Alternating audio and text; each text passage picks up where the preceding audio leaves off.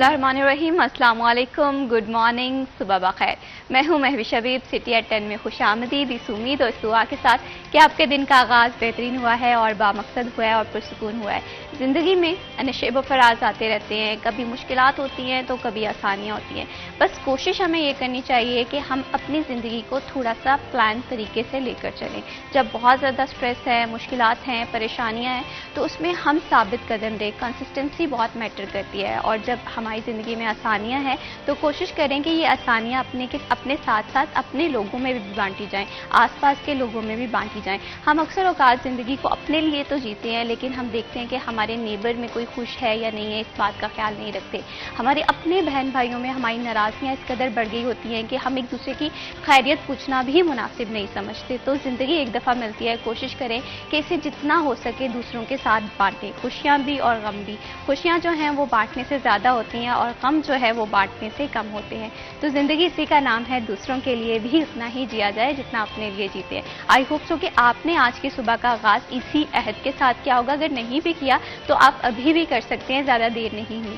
खैर, अब देखते हैं कि मौसम के हवाले से मौसम में किस तरह से प्लान किया, क्योंकि जब भी हम अपना दिन प्लान करते हैं तो मौसम को खासा मद्देनज़र रखने की ज़रूरत होती है। तो देखते हैं टुडेज़ वेदर के सेगमेंट में कि आज का मौसम कैसा रहेगा।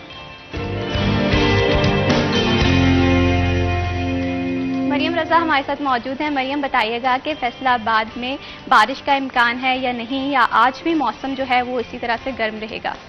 जी बिल्कुल, फैसलाबाद के मौसम की बात करें तो सुबह सवेरे ही शहर फैसलाबाद में गर्मी की शिद्दत बरकरार है। गर्मी बरसती दिखाई दे रही है, सूरज का पारा भी खासा हाई है और इसके साथ साथ फैसलाबादी भी इस गर्मी की वजह से खासे परेशान और निढाल दिखाई देते हैं, क्योंकि मानसून का मौसम है तो इसमें ह्यूमिडिटी के अंदर इजाफा यानी कि हवा में नमी का जो तनासुब है वो बढ़ जाता है और गर्मी की शिद्दत भी बढ़ने लगती है। दर्जा हरारत के हवाले से बात करें तो महकमा मौसमियात के मुताबिक ज़्यादा से ज़्यादा दर्जा हरारत जो है वो आज 39 डिग्री सेंटीग्रेड रहेगा, जबकि कम से कम आज 29 डिग्री सेंटीग्रेड रिकॉर्ड किया गया है। महकमा मौसमियात के मुताबिक जहां दर्जा हरारत 39 डिग्री सेंटीग्रेड जो है तक जाएगा, वहीं महसूस जो है वो 40 डिग्री से ज़्यादा किया जाएगा, यानी कि गर्मी की शिद्दत ज़्यादा महसूस होगी। महकमा मौसमियात के मुताबिक हवा में नमी का तनासुब जो है वो 86% है, यानी कि 90% तक जा पहुंचा है, जबकि हवाएं सिर्फ 2 किलोमीटर फी घंटा की रफ्तार से चल रही हैं। ये चलने वाली हवाओं से कोई खास मौसम को फर्क पड़ता दिखाई नहीं दे रहा कि गर्मी की शिद्दत में कोई कमी आए, बल्कि यही हवाएं जो हैं दिन गुजरने के साथ बिल्कुल साकिन हो जाती हैं और गर्मी की शिद्दत में मज़ीद इजाफे का सबब भी बनती हैं। उसके साथ साथ महकमा मौसमियात के मुताबिक आइंदा 24 घंटों के अंदर बारिश का कोई भी इम्कान नहीं है, जबकि मौसम इस तरह से गर्म और खुश्क रहेगा। तो इस खुश मौसम में एहतियात बहुत ज़्यादा ज़रूरी है। अपनी एहतियात करें क्योंकि गर्मी बहुत ज़्यादा बढ़ चुकी है। पंजाब हुकूमत की जानिब से भी जो स्कूल खुलने की तारीख थी वो 15 अगस्त से 1 सितंबर तक कर दी गई, ताकि बच्चों को गर्मी से बचाया जा सके। तो जहां पंजाब हुकूमत ने और महकमा तालीम ने एक बड़ा अच्छा फैसला लिया है गर्मी से बचने के लिए, तो वहीं तिब्बी माहिरीन ने भी शहरियों को गर्मी से बचने के लिए एहतियाती तदाबीर का मशवरा दिया है कि एहतियात करें, पानी का इस्तेमाल ज़्यादा से ज़्यादा करें, घर से गैर सफ़र के लिए बाहर ना निकलें, ताकि खुद को गर्मी की शिद्दत और अभी इस वक्त मानसून में मौजूद गर्मी की लहर से बचाया जा सके। जी बहुत शुक्रिया मरियम, आपने तफसीलात से आगाज़ किया। बढ़ाते हैं प्रोग्राम को आगे और अब बात करते हैं बिज़नेस के हवाले से और सेहत। मैं ये समझती हूँ कि बिज़नेस और सेहत किसी भी मुल्क के लिए, किसी भी शहर के लिए और वहाँ के शहरियों के लिए बहुत ज़्यादा ज़रूरी है। अगर बिज़नेस में अच्छी अपॉर्चुनिटीज़ मिलती हैं तो आप अच्छा ग्रो कर सकते हैं, और सेहत के हवाले से अगर मसाइल उसी तरह से रहेंगे तो आप सेहत में अपनी तमाम ज़िंदगी के तमाम मामला उस तरह से नहीं देख सकते। तो पाकिस्तान के लिए अच्छी खबर ये है कि अमेरिका ने भारत के एक्सपोर्ट पर 50% टैरिफ आयद कर दिया है। अब सवाल ये है कि पाकिस्तान में इतनी कैपेसिटी है कि वो इस अपॉर्चुनिटी को कैश कर सके, और दूसरी जानिब हम देख रहे हैं कि हुकूमत पंजाब की जानिब से सेहत के मैदान के लिए बहुत ज़्यादा इनिशिएटिव लिए गए हैं। RHCs को, BHU को प्राइवेट किया गया है। इसके साथ बेशुमार ऐसे नए प्रोजेक्ट लेकर आए हैं जो यहाँ की आवाम की ज़रूरत है। क्या जिस तरीके से हम लेकर आए ये प्रोजेक्ट, इनके मुस्बत नताइज भी मिल रहे हैं या नहीं, इन पर बात करेंगे। लेकिन टॉपिक्स पर बात करने से पहले हमारे जो आज के मेहमान हैं, आज तारुफ करवा दूँ। आज हमें स्टूडियो में ज्वाइन किया है सिटी 41 के एंकर पर्सन सरदार मोहम्मद बिलाल डोगर ने। अस्सलाम वालेकुम। कैसे हैं बिलाल? अल्हम्दुलिल्लाह मैं बिल्कुल ठीक हूँ। Thank you so much Bilal for joining us in this programme. और इन्हीं के साथ हमें ज्वाइन किया है सिटी 41 के सीनियर रिपोर्टर आज़ादात हुसैन ने। अस्सलाम वालेकुम, कैसे हैं आप? अल्हम्दुलिल्लाह मैं बिल्कुल ठीक हूँ। खैर मौसम तो फैसलाबाद का खासा गर्म है, लेकिन कहते हैं ना कि अच्छी उम्मीद रखनी चाहिए। सेहत के मैदान से भी हम बात करेंगे कि क्या क्या अपॉर्चुनिटीज़ आई हैं। तो सबसे पहले बिजनेस से बात करते हैं बिलाल।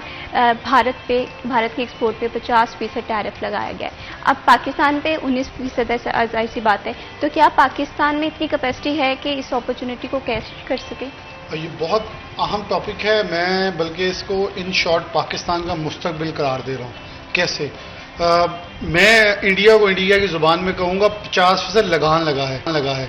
जो भारत अतराता था अपने सफारती ताल्लुकात के ऊपर, जो अमेरिका में जाके बंगले में जाता फिर रहा था, आज पाकिस्तान की सबसे बड़ी मंडी अमेरिका है। हमें गुज़श्ता 2024-25 के आदादोशुमार देखें, $5 अरब से ज़ायद बरामदात की है।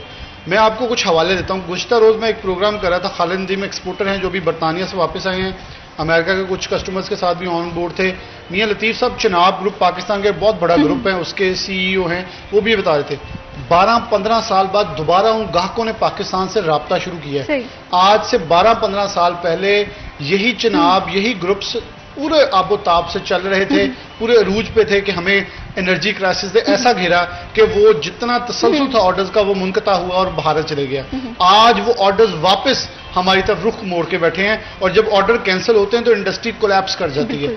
मुझे ये सुन के बड़ी खुशी हो रही है कि मैं बताते हुए भी खुशी महसूस कर रहा हूँ कि अगर वो ऑर्डर हमारी तरफ आते हैं तो दो इम्कानात हैं। एक इम्कान ये है कि हमारा ये कैपेसिटी जो है शॉर्ट पड़ सकती है, हमें मजीद इंडस्ट्री की जरूरत पड़ सकती है, मजीद इंडस्ट्रियलाइजेशन की जरूरत पड़ सकती है। दूसरा ये कि हमें जब इंडस्ट्रियलाइजेशन की जरूरत पड़ेगी, रोजगार आएगा, बढ़ोतरी होगी।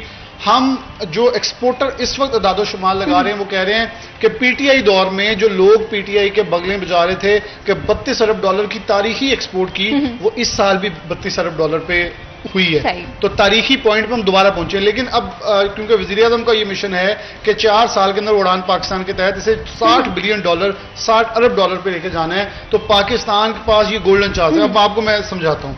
पाकिस्तान 19, बांग्लादेश 20, वियतनाम 25, भारत 25 था, 25 और चाइना 37, और अभी उसके ऊपर और लगाने का गुज़श्ता रोज़ ट्रंप ने कह दिया। हम एशिया में सबसे सस्ते हैं। अब आपको मैं छोटी सी मिसाल देता हूं। ये ग्लास है, ठीक है, ये पाकिस्तान ने मैन्युफैक्चर किया है, ये ₹10 का है। इसके ऊपर 19% आप और लगा लें, आप फॉर एग्जाम्पल लगा लीजिए ₹29 का है, ठीक है। बांग्लादेश का ये पड़ेगा 30 का। अब भारत का ये पड़ना है उतना ही 90 के करीब जाके ये पड़ेगा। वियतनाम का महंगा है, चाइना का महंगा है। तो फिर अमेरिका की मंडियों में जाके ये जब चीजें डिस्प्ले होंगी तो कौन किसकी खरीदेगा? आप चीपर हैं। चीपर होने के साथ पाकिस्तान के पास जो सबसे बड़ा हथियार है कि क्वालिटी सबसे अच्छी है। पाकिस्तान की, मैं इस चीज का खुद शाहिद हूं। मैंने बरतानिया के बड़े स्टोर्स के अंदर made in Bangladesh, made in Pakistan, made in India साथ खड़े होकर देखा है।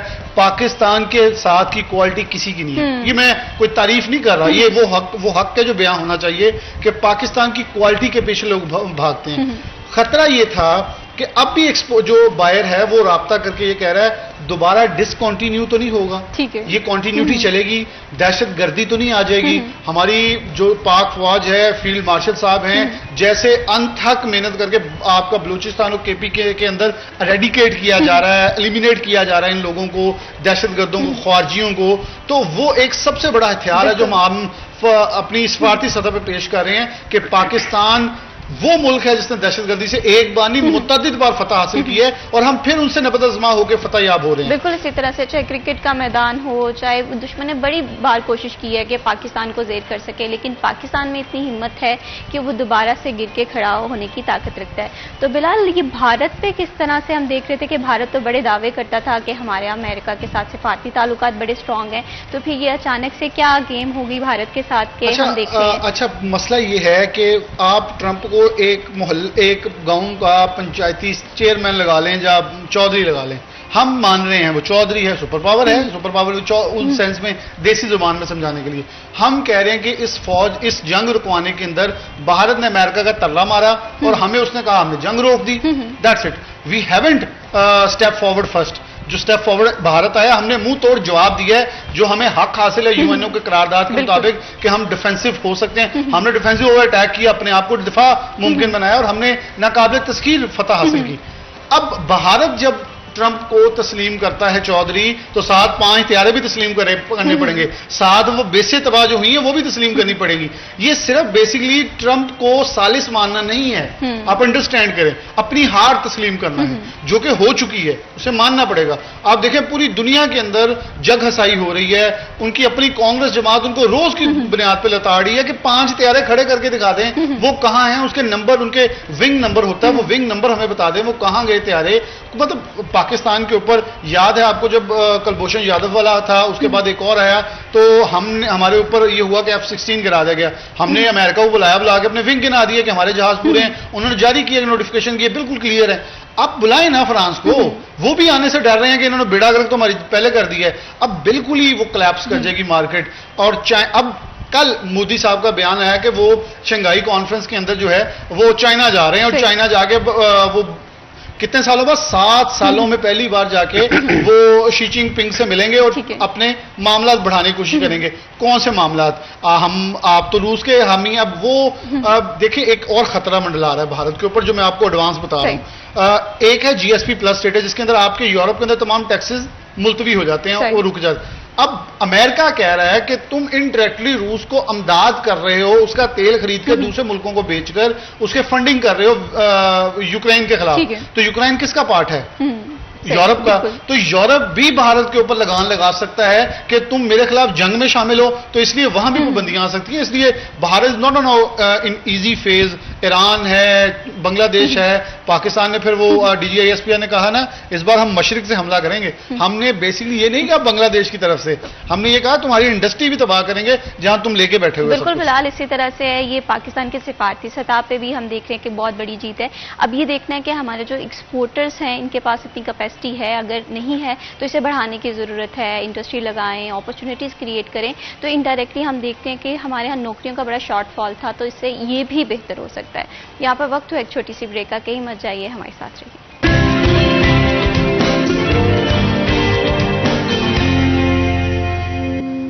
सिटी एट 10 में वंस अगेन खुश आमदीद। सेहत जो है वो किसी भी इंसान की बुनियादी ज़रूरत में से एक ज़रूरत है, लेकिन देखना ये है कि जो गवर्नमेंट की जानिब से, पंजाब गवर्नमेंट की जानिब से इनिशिएटिव लिए गए थे जिसमें RHCs हैं, BHUs हैं, इन्हें प्राइवेट किया गया था, उनका रिजल्ट क्या निकल रहा है? क्या वो टारगेट्स को जो सेट किए गए उन्हें मीट किया है या नहीं किया, या सूरत हाल जो है वो सेहत के मैदान में मज़ीद ख़राब हो गई है? तो अज़ादार हुसैन हमारे साथ मौजूद हैं। तो अज़ादार मुझे आपसे ये जानना है कि हम देख रहे थे कि पंजाब गवर्नमेंट है, कह रहे थे कि हेल्थ पे जीरो कॉम्प्रोमाइज़ है। हम देख रहे हैं कि जो CM पंजाब है मरियम साहिबा, वो अक्सर दौरे भी करती रहती हैं अस्पतालों में, लेकिन इसके बावजूद हम देख रहे हैं अभी भी हेल्थ में कहीं ना कहीं इश्यूज आ रहे हैं। तो RHCs और BHUs को प्राइवेट करने का नतीजा क्या निकला है? देखिए, फैसलाबाद में अगर बात की जाए तो टोटल 168 बेसिक हेल्थ यूनिट काम कर रहे हैं, BHU जिन्हें बुनियादी मराकज़ सेहत कहा जाता है। 16 RHC सेंटर काम कर रहे हैं जिन्हें रूरल हेल्थ सेंटर कहा जाता है, और इसका तीसरा नाम देही मराकज़ सेहत है। तो इनमें से 16 में से 14 जो है वो प्राइवेट हो चुके हैं और 2 किसी नामालूम वजूहात की बिना पर नहीं हो सके। अच्छा, पहले BHU को डिस्कस कर लेते हैं। बेसिक हेल्थ यूनिट 168 में से गालबन कोई 84 के करीब जो है वो प्राइवेट के करीब हो चुके हैं। अब वहाँ पे मसला मेडिसिन के हवाले से दरपेश है, वहाँ पे अमले के हवाले से अगर बात की जाए, अमला जो है वो उन्हें जो सैलरी के हवाले से मसाइल दरपेश है कि एक डॉक्टर जिसे बेसिक हेल्थ यूनिट दे दिया गया है ठेके के ऊपर कि आपने इस बुनियादी मरकज़ सेहत का निज़ाम चलाना है। अभी फैसलाबाद के हवाले से देखा जाए तो पिछले दिनों लिस्टें बन रही थी कि किस अफसरान को, किस अफसर को कौन कौन से बुनियादी मराकज़ सेहत या देही मराकज़ सेहत सौंपे जाएँ ताकि वो उसका निज़ाम जो है वो देख सके। क्योंकि जैसे ही PHFMC मुलाजमीन को कॉन्ट्रैक्ट में उनको तस्वीर नहीं दी गई, जिसके बाद उन्हें फारग कर दिया गया, तो बहुत बड़ी जो तादाद थी वो बुनियादी मराकज़ सेहत से, देही मराकज़ सेहत से फारिग होगी और वहाँ पे अमले की बहुत ज़्यादा शॉर्टेज होगी। अब फिर महकमा सेहत ने क्या किया, उन्होंने हंगामी बुनियादों के ऊपर जहाँ पे अमला ज़्यादा था, जहाँ पे 4 थे वहाँ से 2 को निकाला, 1 को कहीं भेज दिया, 1 को कहीं भेज दिया, ताकि बुनियादी मराकज़ सेहत बंद ना हो, चलते रहे। बेशक वो डिस्पेंसर या LHV चलाए या LHS चलाए, निज़ाम चलता रहना चाहिए। अब जब इन्होंने किसी को कहीं भेजा, किसी को कहीं भेजा, वो फिर गलत प्लानिंग होगी। गलत प्लानिंग ऐसी हुई कि जिसकी ड्यूटी तांदले वाला थी उसे झुमरे भेज दिया, जिसकी जो ड्यूटी झुमरे थी उसे इन्होंने तांदले वाला भेज दिया। अब फिर वो मुलाजमीन की एक बहुत बड़ी जो तादाद थी, उन्होंने महकमा सेहत का रुख किया कि हमारे नज़दीक ये बुनियादी मराकज़ सेहत हैं, आप हमें यहाँ पर भिजवाएं ताकि हम टाइम से पहुँच भी सकें और सहूलियात जो है वो उसे भी बेहतर तरीके से जो है वो दे सकें मरीजों को। उसके बाद फिर लिस्टें बनी हैं, अब तीसरी या चौथी बार लिस्टें बनी हैं मुलाजमीन की। वो फिर मुलाजमीन की ड्यूटियाँ चेंज होती है, फिर पता चलता है कि वहाँ पे फिर कोई मसाइल पैदा हो गया। तो अभी तक निज़ाम जो है वो अभी संभल नहीं रहा जिस तरीके से संभलना चाहिए। इसी तरह महकमा सेहत के अफसरान को बुनियादी मराकज़ सेहत सौंप दिए गए हैं कि आपने 50 देखने हैं, आपने तांदले वाला देखना है, आपने जड़ा वाला देखना है। तो अभी वो निज़ाम को कंट्रोल करने के लिए इकदाम किए जा रहे हैं, मगर अभी मुकम्मल तौर पे जो प्राइवेट किए गए हैं उनका निज़ाम अभी तक महकमा सेहत मुकम्मल तौर पे हासिल नहीं कर सकी। देखें, बेसिक हेल्थ यूनिट के वाले से वहाँ पे न सिर्फ हामला खवातीन की डिलीवरी हो रही है, जच्चा बच्चा की सहूलत मौजूद है। वहाँ पे API सेंटर बनाए गए हैं कि अगर आप सुबह को औकात में अपने बच्चों को मौजी अमराज से बचाव की हिफाजती वैक्सीन नहीं लगा सकते तो आप सेकंड टाइम में आए, सेकंड टाइम में आके आप हिफाजती वैक्सीन जो है वो लगवा सकते हैं। अब दूसरा इशू वहाँ पे अमले की सैलरी के हवाले से आ रहा है। सरकार कहती है कि 40,000 रुपये कम अज़ कम उजरत मुकर्रर की गई है मजदूर की। ये मजदूर की 40,000 रुपये उजरत मुकर्रर कर दी है, मगर जो टेक्निकल अफराद हैं जिन्होंने डिप्लोमे किए हुए हैं, डिप्लोमे के बाद वो बरसरे रोजगार हैं और सरकार के इदारों में बरसरे रोजगार हैं। अब वहाँ पे कंप्लेंट्स जो आ रही हैं वो ये आ रही है कि जी LHV है जी, उसे 15,000 रुपये तनख्वाह दी जा रही है, जो डिस्पेंसर है उसकी 18,000 रुपये तनख्वाह है। इस किस्म के मसाइल आ रहे हैं सामने। जब एक हम टेक्निकल शख्स को या टेक्निकल मुलाजम को 15 से 20,000 रुपये तनख्वाह देंगे तो फिर निज़ाम उस तरीके से नहीं चल सकता जिस तरह से चलना चाहिए, क्योंकि चेक एंड बैलेंस नहीं होगा। अब डॉक्टर जिसे बेसिक हेल्थ यूनिट सौंप दिया गया, मैंने पिछले दिनों बेसिक हेल्थ यूनिट का विजिट किया तो पता चला कि डॉक्टर साहब वहाँ पे मौजूद नहीं है। मैंने पूछा कि डॉक्टर साहब कहाँ गए, तो उन्होंने कहा जी डॉक्टर साहब जो है वो उनका साथ घर है गांव में, तो वो अपने घर जा चुके हैं। तो कोई भी पेशेंट आएगा तो हम उन्हें फ़ोन करके बुलाएंगे तो वो पहुँच जाएंगे। यानी कि ये वो चेक एंड बैलेंस ना हुआ कि डॉक्टर ने जिसने आपको पेमेंट दे दी है और उसने अपने नाम पे बेसिक हेल्थ यूनिट कर लिया है, जब उसने सरकार को पैसे पे कर दिए हैं फिर उसने अपनी मर्जी से ही उसे चलाना है, जब तक चेक एंड बैलेंस प्रॉपर तरीके से महकमा सेहत का नाफज नहीं होगा। और दूसरा देखें ना, आप फैसलाबाद के वाले से अगर मैं बात करूं तो मैं अक्सर औकात ख्वाजा सलमान रफीक साहब से मेरी ये बात हुई थी, ख्वाजा इमरान नज़ीर साहब से बात हुई है कि हम देखते हैं कि लाहौर में आए रोज़ कोई ना कोई हॉस्पिटल या इलाज गाहें जो चेक होती रहती हैं। फैसलाबाद में कोई भी अफसर महकमा प्राइमरी सेकेंडरी या महकमा स्पेशलाइज्ड हेल्थ केयर का विजिट तक नहीं करता। कोई विजिट करता है कोई 2 महीने के बाद, कोई 3 महीने के बाद, कोई एक आध विजिट जो है वो हमें देखने में नजर आता है। अब उन मुलाजमीन को पता है, उन अफसरान को पता है कि अफसरान ने तो विजिट करने नहीं है, उन्होंने अपनी मर्जी से चलाना है। अब आप देखें CO के वाले से अगर बात करूं तो 3 से 4 माह के दौरान 3 CO चेंज हो चुके हैं। सही। अब जो जिले का सरबराह है वो 4 माह में 3 बार तब्दील हो चुका है। तो फिर वो CO जब तक कोई कंट्रोल वहां पे मुस्तकिल बुनियादों पर तैनात नहीं होगा, कोई 6 माह, साल, 2 साल के लिए, तो उसे समझने के लिए थोड़ा सा टाइम चाहिए। अब जिस तरह के डॉक्टर अहमद खान को तैनात किया गया, डॉक्टर फनियाद जाने के बाद डॉक्टर अहमद खान ने 1 महीना निकाला, 1.5 माह निकाला तकरीबन, उन्हें वापस चिन्नौर भिजवा दिया गया। डॉक्टर साको मुनीर को तैनात किया, डॉक्टर साको मुनीर का सुना है जी 1 दिन के लिए आए हैं जी, 1 दिन के बाद वो भी चले गए। अब डॉक्टर फैसलाबाद को कोई हेल्थ CO मिल क्यों नहीं रहा? अब डॉक्टर शहबाज अहमद है, इनके वाले से बता दूं, अभी मैं कल परसों बल्कि 3-4 दिन से फिर रहा था तो मैं एक दोस्त के पास गया हूँ, तो वो कहता है मुझे CO हेल्थ के लिए कॉल आई है कि आपको CO हेल्थ फैसलाबाद लगाने लगे हैं। मैंने कहा क्या हुआ, अभी शहबाज को तो लगे हुए तकरीबन 15-20 महीना भी नहीं हुआ। तो कहता नहीं जी हमें कॉल आ चुकी है। एक और दोस्त से बात हुई है, उसने भी कहा कि मुझे भी CO के लिए कॉल आ चुकी है। यानी कि फिर कुछ चेंजिंग वाली साइड पे निज़ाम महकमा सेहत फैसलाबाद के सरबराह का जो है वो होने जा रहा है। हो सकता है या मे भी ना भी हो, यही जो निज़ाम संभाल लें। तो जब तक सरबराह जो है मुस्तकिल बुनियाद पर तैनात नहीं होगा, उसे समझने के लिए कुछ थोड़ा बहुत टाइम चाहिए विजिट के हवाले से मुलाजमीन को समझने के लिए, तो बात कहीं से कहीं और चलेगी। बेसिक हेल्थ यूनिट का जो निज़ाम है अभी तक संभल नहीं सका। क्वालिटी मेडिसिन कल से बात की जाए, वहाँ पे शिकायत मौसूल हो रही है कि लो किस्म की क्वालिटी की अद्वियात जो है वो मरीजों को फराहम की जा रही है, क्योंकि सरकार का ये होता है बिल्कुल सेंटर इसी तरह परचेज से करती है। जैसे ना अगर हम देख रहे हैं कि हेल्थ है और इस पे हम देख रहे हैं कि पंजाब गवर्नमेंट की जीरो टॉलरेंस पॉलिसी है, नो कंप्रोमाइज है कि पेशेंट को तमाम सहूलियात मिलनी चाहिए, लेकिन दूसरी जानिब जो रिजल्ट के तौर पर हमने देखा था कि आरएससी या बीएचयू को प्राइवेट किया था, उनका रिजल्ट नहीं मिल रहा। अब ये देखना है कि हुकूमत इस चीज़ को समझती है, फर्दर क्या प्लानिंग करती है, किस तरह से चीज़ें लेकर चलती है, क्योंकि एक्सपेरिमेंट मैं समझती हूँ हेल्थ और एजुकेशन में नहीं होने चाहिए। दूसरी जानिब फिलहाल अगर हम एक्सपोर्टर्स की बात करें तो एक्सपोर्टर्स के लिए तो यकीनन ये बहुत अच्छी खबर भी है, लेकिन अब जिस तरह से हम बात कर रहे थे कि पाकिस्तान के पास एक बड़ी मार्केट आने वाली है, उसके टारगेट्स को मीट करना होगा, सेट करना होगा, एक्सपोर्टर्स का इस डिसीजन पे क्या रद्द-ए-अमल है और किस तरह से हम फ्यूचर प्लानिंग देख रहे हैं, क्योंकि यहाँ पर प्लानिंग अगर हम नहीं करेंगे तो हमारे दीगर डिपार्टमेंट्स की तरह जो सिचुएशन हो रही है हमें इस स्कीम में भी वही देखना पड़ेगा। मैं माजिद साहब मोबाइल का सहारा लूँगा, कुछ अदाद-ओ-शुमार हैं जो आपके सामने रखूँ, जो आपने कहा। अब पाकिस्तान ने मुकाबला करना आलमी मंडी में हो गए सस्ते इन टर्म्स ऑफ टैरिफ। अब गैस सुनिए, गैस प्राइस पाकिस्तान में $15.38 MMBTU है, भारत में 6.75 MMBTU है, चाइना में 5 MMBTU $5, बांग्लादेश में $9 MMBTU है, वियतनाम में 7 से $9 MMBTU है। पाकिस्तान कमोबेश 8 से $9 महंगा है। ठीक है, अच्छा आगे आ जाएं। अब इंटरेस्ट रेट में पाकिस्तान 11% पे, नो डाउट बहुत अच्छा रिवर्स हुआ है।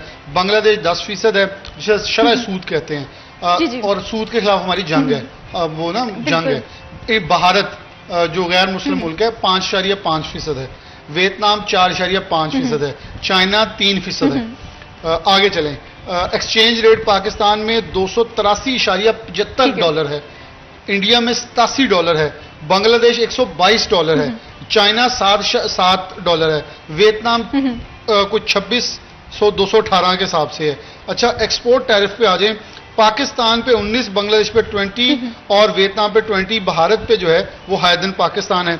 अब इलेक्ट्रिसिटी कॉस्ट पे आ जाए, पाकिस्तान में 13 से 14 सेंट बिजली है, भारत में 9 सेंट है, बांग्लादेश में 7 सेंट है। हम अपनी कॉस्ट ऑफ प्रोडक्शन में महंगे हैं, हम ईज ऑफ डूइंग बिजनेस में महंगे हैं। 38 NOC लेने पड़ते हैं एक इंडस्ट्रियलिस्ट को। आप यकीन मानिए इंडस्ट्रियलिस्ट तो सिर्फ रहता है गेड़ों पे है, वो कहता है मैं एक महकमे से बचता हूँ दूसरे पे चलता हूँ, वो कहता है महीने में अगर मैं दादो-शुमार लाऊं रोज का एक डिपार्टमेंट बनता है मुझे, बिल्कुल। तो मैंने कारोबार कैसे करना है? अब ये गवर्नमेंट को तयन करना होगा। इस वक्त आपकी फेडमिक ओवरलोड हो सकती है, मैं आपको ऑन रिकॉर्ड बता रहा हूँ, ओवरलोड हो सकती है। क्यों? क्योंकि पाकिस्तान के अंदर जब मैन्युफैक्चरिंग होकर बाहर जानी है ना, होगा क्या कि पाकिस्तान शॉर्ट हो जाएगा, ऑर्डर्स इतने हो जाएंगे, पाकिस्तान ओवरलोड हो जाएगा, फिर नई इंडस्ट्री की जरूरत है, एनहांसमेंट की जरूरत है, एक फैक्ट्री के अंदर मजीद पावर लूम या जो भी एनहांसमेंट मशीन एनहांस करने की जरूरत है। तो गवर्नमेंट को इस वक्त होश के नाखून लेने होंगे। 11% सूद नहीं पड़ता, जब आप 11% लेने जाए उस पर 2-3% बैंक डालता है। आप बताएं कौन सा प्रॉफिट 14% मिलेगा आपको? इतनी तो कमाई नहीं है जितना बैंकों को देना पड़ रहा है। यहां मार्केट रेट नीचे आए, फिर यहां आपका जितने भी गैस प्राइसेस, एनर्जी कॉस्ट है वो नीचे जाए। 250 से 300 अरब गवर्नमेंट के पास एक्सपोर्टर्स का पड़ा है, एक्सपोर्टर की अपने पैसे गवर्नमेंट के पास पड़े हुए हैं, वो वापस नहीं कर रहे। जो $1 अरब के करीब बनते हैं वो वापस कर दें, ताकि ये जो $1 अरब एक्सपोर्टर के पास आएगा वो इससे डबल कर लेंगे अपने आप को। कोई नई इंडस्ट्री लगाएगा, नई मशीन लेके आएगा, इनहांसमेंट जिसे कहते हैं। फिर जो DLTL है वो वाजिबुल अदा पड़े हैं। आप ये जाने कि हमारे एक्सपोर्टर के मसल मौजूद हैं, लेकिन मसलों को अच्छी तरह दबाया हुआ है, उसे छोड़ें, उसे आजाद फिजा में सांस लें दें। कुछ अच्छे फैसले हुए हैं जो मैं लेटर ऑन आपको बिल्कुल इसी तरह से बिलाल, अगर हम बात कर रहे हैं कि हमने अपनी सनतों को जो है वो एम्पावर करना है, हमने इंडस्ट्री को ग्रो करना है, तो हम दूसरी जानिब देख रहे हैं कि हमने बहुत ज़्यादा एक कंजस्टेड सा इन्वायरमेंट क्रिएट किया हुआ है, तो उसे भी बेहतर करने की ज़रूरत है। इस पर हम फर्दर ऑन भी बात करेंगे, लेकिन यहाँ पर वक्त हुआ है एक छोटी सी ब्रेक का। कहीं मत जाइए, हमारे साथ रहिए।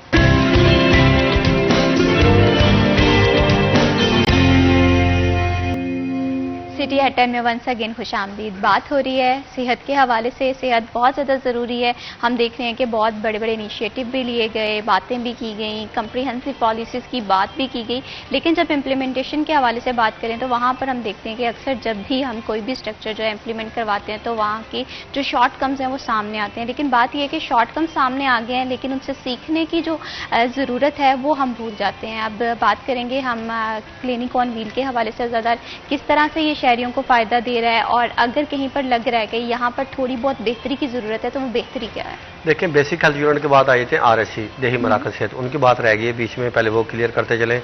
आरएससी में अब सबसे ज़्यादा इशू ये चल रहा है कि वहाँ पे एमएलसी के हवाले से मरीजों को बहुत ज़्यादा मुश्किलात का सामना है। एमएलसी से मुराद मेडिको लीगल, और जो वहाँ पे लड़ाई झगड़े हो रहे हैं, अगर किसी ने एमएलसी लेने के लिए जाना है, क्योंकि आपने उसे प्राइवेट कर दिया और वहाँ पे जो डॉक्टर हैं उन्होंने एमएलसी से मुतल्लिक ट्रेनिंग नहीं ली हुई, अब उसके लिए क्या करना पड़ता है जी, उन्हें मुतल्लिका जो तहसील हेडक्वार्टर अस्पताल है वहाँ पे रेफर किया जा रहा है। और इसके साथ साथ जो आरएससी जहाँ पे मार्चिस वगैरह मौजूद है और वहाँ पोस्टमार्टम वगैरह होने हैं, जो अफराद नागहानी अमवात जिनकी वाक़या होती है, तो उससे सिलसिले में अगर उन्होंने वहाँ पे पोस्टमार्टम करना है तो उसके लिए फिर उन्हें किसी न किसी तहसील हेडक्वार्टर अस्पताल जाना पड़ेगा, वहाँ से डॉक्टर को लेकर आना पड़ेगा।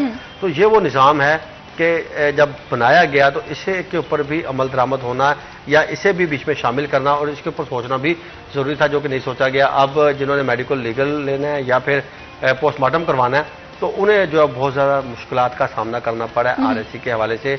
और अब पिछले दिनों एक नोटिफिकेशन जारी किया गया सीओ हेल्थ की जानिब से और कहा गया कि बाकायदा तौर पर अब डॉक्टरों की ट्रेनिंग करवाई जाएगी और उन डॉक्टरों को बाकायदा तौर पर ट्रेन किया जाएगा ताकि उन्हें पता हो कि किस तरह उन्होंने एमएलसी काटना है, किस तरह उन्होंने जो है शोबा पोस्टमार्टम की रिपोर्ट तैयार करनी है।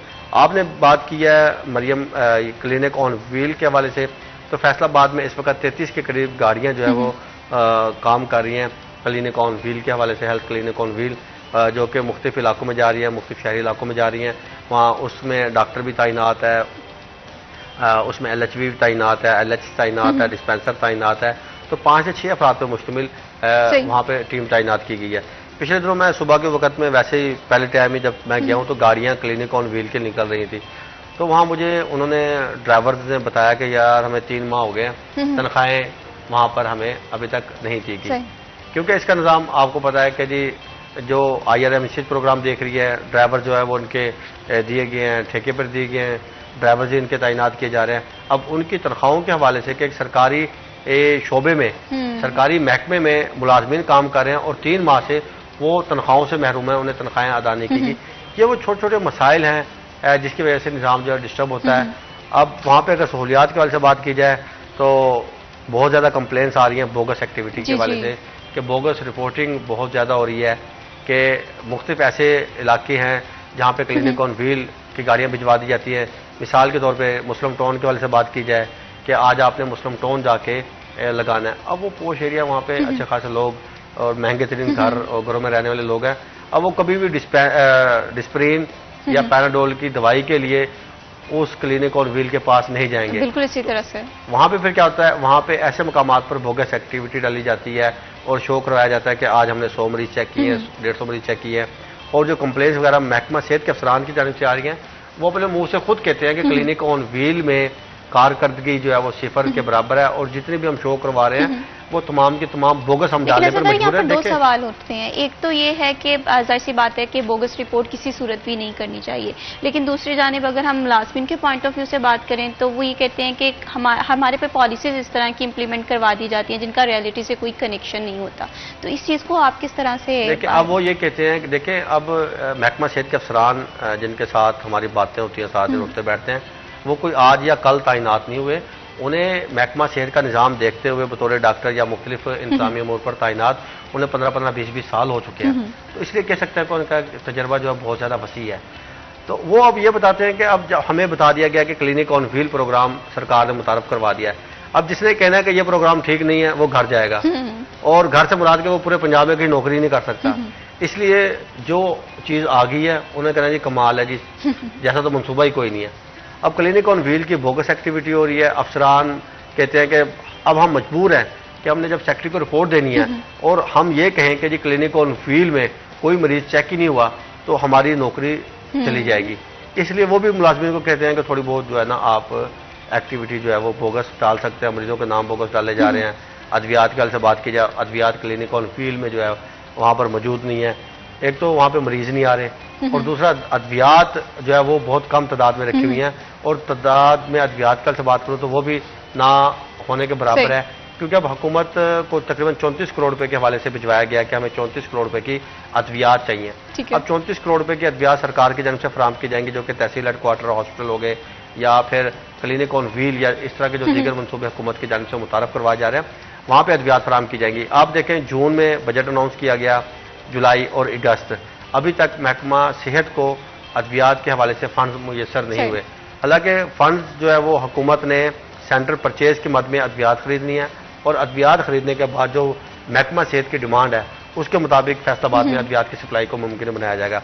अभी अद्वियात खरीदी नहीं गई, बजट रिलीज कोई नहीं हुआ, तो कह सकते हैं कि अगर फौरन भी काम करें 3 महीने लगते हैं। ड्रग टेस्टिंग लेबॉर्ट्री टाइम लेती है 2 से 3 माह अद्वियात की जांच पड़ताल के लिए, तो 2 से 3 माह उसकी रिपोर्ट के ऊपर लगेंगे। तो कह सकते हैं कि अक्टूबर नवंबर से पहले पहले मुझे अद्वियात फैसलाबाद में आती हुई नजर नहीं आ रही। उसका खुमियाजा फिर मरीजों को भुगतना पड़ता है या फिर जो मुखैर हजरात होते हैं उनके मिन्नत तरले की जाते हैं कि आप अद्वियात हमें दें। अभी पिछले दिनों भी तकरीबन कोई 17 लाख रुपए की गालबन अद्वियात जो थी वो मुखैर हजरात से ली गई, जो कि मुख्तलिफ अस्पतालों में भिजवाएगी। तो एक सरकार जो है 34 करोड़ रुपए का बजट अनाउंस करती है अद्वियात की मद में, तो वो जिम्मेदारी बनती है कि अगर आपने जून में रिजल्ट अनाउंस किया है, बजट अनाउंस किया है अद्वियात की मद में, जुलाई नहीं तो अगस्त तक आप अद्वियात फराम कर दें। अभी तक अद्वियात खरीदी नहीं गई, अद्वियात खरीदी जाएंगी, फिर ड्रग टेस्टिंग लेबॉर्ट्री जाएंगी, उसके बाद वो फैसलाबाद तक आएंगी। मैं अक्सर औकात एक जिक्र करता होता हूँ आपके प्रोग्राम में कि मैंने सेक्रेटरी हेल्थ डीएम से पूछा, पीएचएफएमसी से, अब तो खैर खत्म हो गई सीटें, तो मैंने उससे पूछा कि सर ये गोदाम जो थे 4, ये बहुत बड़े बड़े गोदाम है, ये कभी अद्वियात से भरे होते थे और कभी नहीं, 2 साल पहले की बात है, अब ये चारों गोदाम खाली हैं। तो डीएम ने कहा कि 2 साल से सेंट्रल परचेज ही नहीं हुई, सरकार ने अद्वियात खरीदी नहीं, अद्वियात सरकार ने खरीदी नहीं, हमारे पास आई नहीं, इसलिए ये गोदाम खाली है। तो 4, 5, 6 दिन गुजरे, सेक्रेटरी हेल्थ आ गया अलीजान साहब से, अलाइड में मुझे मिले हैं, तो मैंने उनसे इंटरव्यू किया। मैंने कहा सर सेंट्रल परचेज नहीं हुई, अद्वियात खत्म हो चुकी हैं। मुझे कहते हैं आपको किसने कहा सेंट्रल परचेज नहीं हुई? सेंट्रल परचेज तो हर साल हो रही है और हम हर साल दवाइयां दे रहे हैं। बस ये जो है ना, ये अब वो जो दवाइयां हैं जो 4 गोदाम जो थे कि हम देख रहे हैं कि एक तरफ हमने जब बजट अनाउंस हुआ, बड़ा कहा कि एजुकेशन पे बहुत अच्छा बजट लेकर आए हैं, हेल्थ के लिए बहुत अच्छा बजट लेकर आए हैं, लेकिन जब ज़रूरियात ज़िंदगी के हवाले से बात करें वो पूरी नहीं हो रही, तो फिर सवाल ये होता है कि बजट तो बना लिया लेकिन इसकी इम्प्लीमेंटेशन कब होगी। अब फिलहाल दूसरी जानिब अगर हम बिजनेस के पॉइंट ऑफ व्यू से बात करें तो बिजनेस में भी क्या हम यही चीज़ें देख रहे हैं कि एनर्जी की कॉस्ट के हवाले से हम देख रहे थे कि वज़ीर आज़म शहबाज शरीफ ने बड़ा हाल कितनी दफ़ा कहा है कि बिजली जो है वो सस्ती की जाएगी। गैस के हवाले से भी हम देख रहे हैं कि कुछ ना कुछ खबरें आती रहती हैं कि कनेक्शन लगा दिए जाएंगे, लेकिन अगर अपॉर्चुनिटीज़ को कैश करना है, गवर्नमेंट की पॉलिसीज़ को देखें तो इस वक्त पाकिस्तान कहाँ खड़ा है? अच्छा, मैंने जैसे आपको बताया था टैक्स के ऊपर, अगर इनकम टैक्स सालाना देखें तो जो एक्सपोर्टर है वो पाकिस्तान का 29% टैक्स दे रहे हैं। बांग्लादेश के अंदर 30% था। जिस दिन अमेरिकन टैरिफ उनके ऊपर 20% लगा, हमसे 1% ज़्यादा, उन्होंने ये 30% रिड्यूस करके 12% कर दिया। ये है रिलीफ, ये है सब्सिडी। 1 साल के लिए कॉटन परचेज कर ली है, मुआहदा कर लिया कि हमने इसी रेट में कॉटन लेनी है, यानी कि अपने ईज ऑफ डूइंग बिजनेस और कॉस्ट ऑफ डूइंग बिजनेस जो है उन्हें कंट्रोल किया। अब हमारे किया क्या जाना चाहिए? 29% को आप भी कम कर दें इनकम टैक्स को। एक्सपोर्टर है ना, जरा मुबादला लेके दे रहा है आपको। अगर आपको $1 अरब के लिए मिन्नतें करनी पड़ती थी IMF की, अगर ये आपको $6-7 अरब बढ़ा के दे रहे हैं, जो इस साल सिर्फ एक्सपोर्टर ने $2 अरब टेक्सटाइल के अंदर बढ़ाया है, अगर ये आपको बढ़ोतरी करके दे रहे हैं तो फिर इनको थोड़ा लाडला बच्चा बना लें, इन्हें थोड़ी प्यार मोहब्बत कर लें, इन्हें फसला लें थोड़ा सा, क्योंकि आपके लाडले बच्चे हैं। अच्छा, दूसरी तरफ गवर्नमेंट ने अच्छे काम किए हैं, जैसे 2 लाख वाली शर्त जो थी वो बैंकों में ऑनलाइन कैश ट्रांजैक्शन वाली वो खत्म की। कल एक बहुत अच्छा फैसला हुआ 37A का, जिसमें यह था कि अगर टैक्स फ्रॉड की शुबा पड़ता है तो तहकीकात के बाद मैन्युफैक्चरर को गिरफ्तार किया जा सकता था। अब ऐसा नहीं होगा, पहले इंक्वायरी होगी, इंक्वायरी के बाद कमिश्नर जो है वो मेंबर इनलैंड रेवेन्यू को लिखेगा। इनलैंड रेवेन्यू का मेंबर जो है मुतलका हर रीजनल टैक्स ऑफिस के एसोसिएशन दे दिए हैं। फैसलाबाद के अंदर फेडरल चैम्बर का मेंबर हो गए, फैसलाबाद चैम्बर के 2 मेंबर होंगे और 2 एप्टमा के मेंबर होंगे। इनमें से इनलैंड रेवेन्यू का मेंबर 2 अफराद चुनेगा, जो उस बिजनेस कम्युनिटी का मेंबर होगा, वो इस चीज के साथ इल्हाक होगा कि चेक करके दे कि इस बंदे से पूछे कि इसने टैक्स फ्रॉड किया है या नहीं किया, वो अपनी सिफारिश देगा, गिरफ्तारी नहीं होगी। तो इस पर बिजनेस कम्युनिटी काफी खुश है, तारीफ कर रही है कि फाइनेंस बिल के ऊपर जो एहतजाज, जो हड़ताल के ऊपर कारोबारी बरादरी जारी थी, फैसलाबाद चैम्बर ने फैसलाबाद के तीनों ताजा तंजीमों ने उस हड़ताल का बायकॉट किया था, नहीं हड़ताल की थी, गवर्नमेंट के वादे के ऊपर एतमाद किया था। तो हमें अच्छा फील हो रहा है कि आज गवर्नमेंट अपने वादे वफा कर रही है। तो अभी बहुत सारे वादे और पड़े, जैसे इनकम टैक्स वाला 29 से कम करें, कुछ जरा डरो खौफ मार्केट के अंदर कम करें। आपके जैसी मार्केट के अंदर कुछ डिमांड सप्लाई बढ़ेगी ना, आपके कंटेनर शॉर्ट हो जाते हैं, आपके वेसल शॉर्ट हो जाते हैं। जो कंटेनर 1 लाख फॉर एग्जाम्पल में जाता है, वो ये कह सकते हैं हम जो चंद $100 में जाता है उसकी कीमत $1000 के अंदर चली जाती है। तो किराया नामा, वेसल्स के फ्रेट वो बढ़ जाते हैं। इनको जरा कंट्रोल रखा जाए तो पाकिस्तान के अंदर इस वक्त बहुत बड़ी कैपेसिटी मौजूद है। फिलहाल क्या इंटरेस्ट रेशो भी कम होने की कोई हम इम्कान देख रहे हैं, क्योंकि बिजनेस कम्युनिटी का सबसे पहली डिमांड तो यही। अच्छा, पीएम ने अभी 4 दिन पहले कहा कि हम इसे 4 से 5% पे लेके जाने के ख्वाह हैं, और ये सिंगल डिजिट जाएगा तो ही पैसा मार्केट में बिल्कुल इसी तरह से है। इंटरेस्ट रेशो जो है वो कम होगी, अपॉर्चुनिटीज क्रिएट की जाएंगी। तो हम देखेंगे कि यहाँ पर जितनी इंडस्ट्री जो है वो छोटी सनत है, वो बड़ी सनतें हैं, वो दोबारा से बहाल होना शुरू हो जाएंगी। बस ज़रूरत इस अमर की है कि हमें कंप्रिहेंसिव पॉलिसीज़ के साथ जो देर पा पॉलिसीज़ है वो इम्प्लीमेंट करने की ज़रूरत है। यहाँ पर वक्त हुआ एक छोटी सी ब्रेक का, कहीं मत जाइए, हमारे साथ रहिए।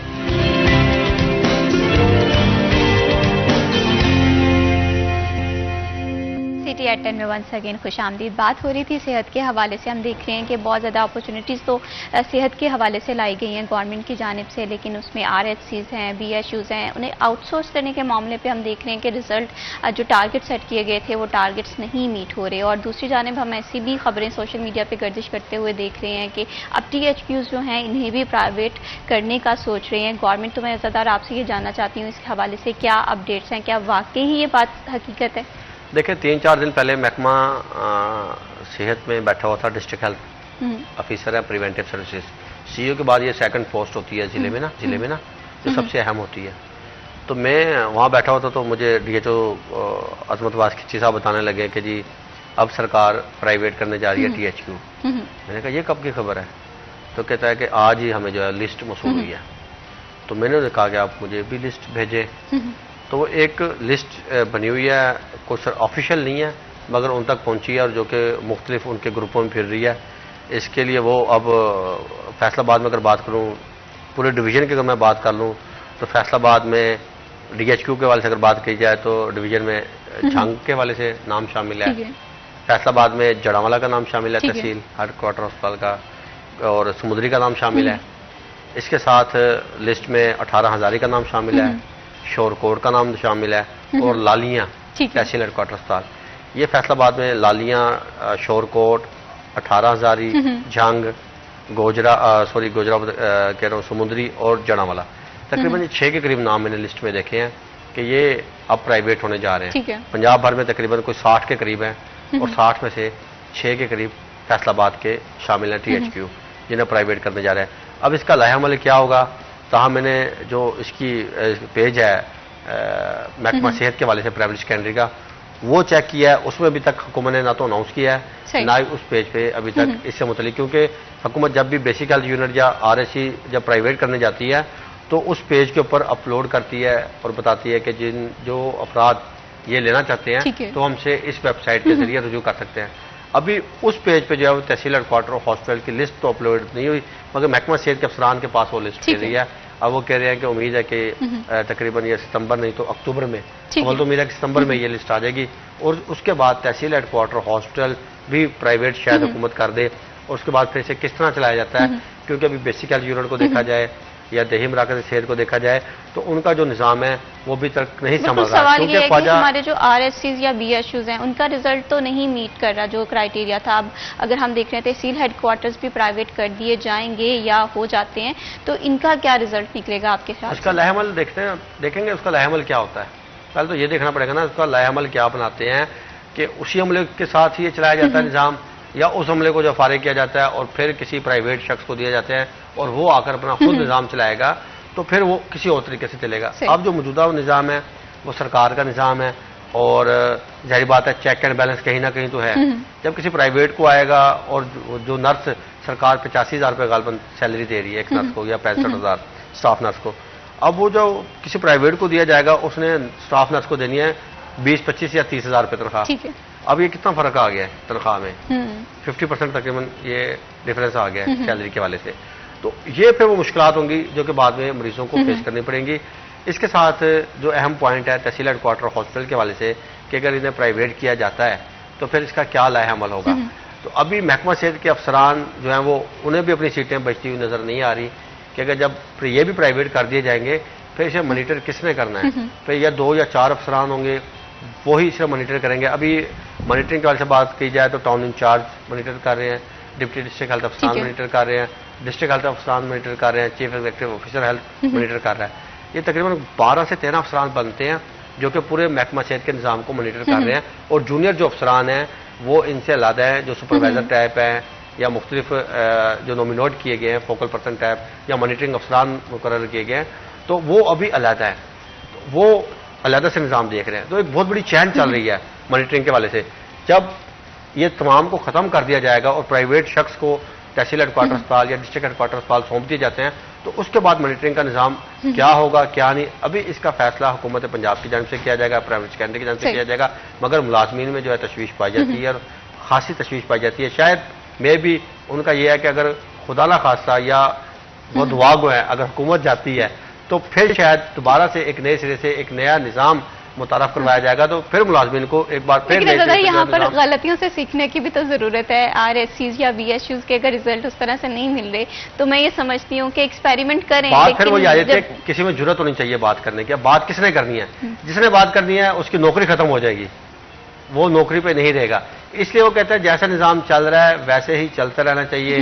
जब तक अल्लाह पाक ने रिज़्क लिखा है मिलता रहेगा, जब खत्म हो जाएगा तो फिर देखी जाएगी। पंजाबी में हम कहते हैं ना सानू की चल रहा है तो चलता रहे। ये वाला जो है ये हम देख रहे हैं कि अक्सर कोई भी डिपार्टमेंट है जहां पर कोई भी न्यू एक्सपेरिमेंट किया जाता है, अगर वो एक्सपेरिमेंट देख रहे हैं कि नहीं क्राइटेरिया को मीट करा तो उस पर आवाज उठाएं ताकि ये इनडायरेक्टली चाहते तो सब पाकिस्तान की भलाई है। असल में ना टेक्नोक्रेट होने चाहिए। टेक्नोक्रेट ही आपको बेहतर तरीके से आगाह कर सकते हैं, बेहतर तरीके से ब्रीफ कर सकते हैं कि ये निज़ाम अगर इस तरह की बजाय अगर इस तरह चलाएं तो बेहतर तरीके से जो चल सकता है। अब टेक्नोक्रेट है नहीं, महकमा सेहत अफसरान का बोल वो कहते हैं जब हम मीटिंग में बैठते हैं तो अजीब अजीब सवाल किए जाते हैं। मिसाल के तौर पे अभी एक MS हैं DHU के अलाइड 2 के डॉक्टर जफर इकबाल, बड़ी अहम बात बताने लगा हूँ।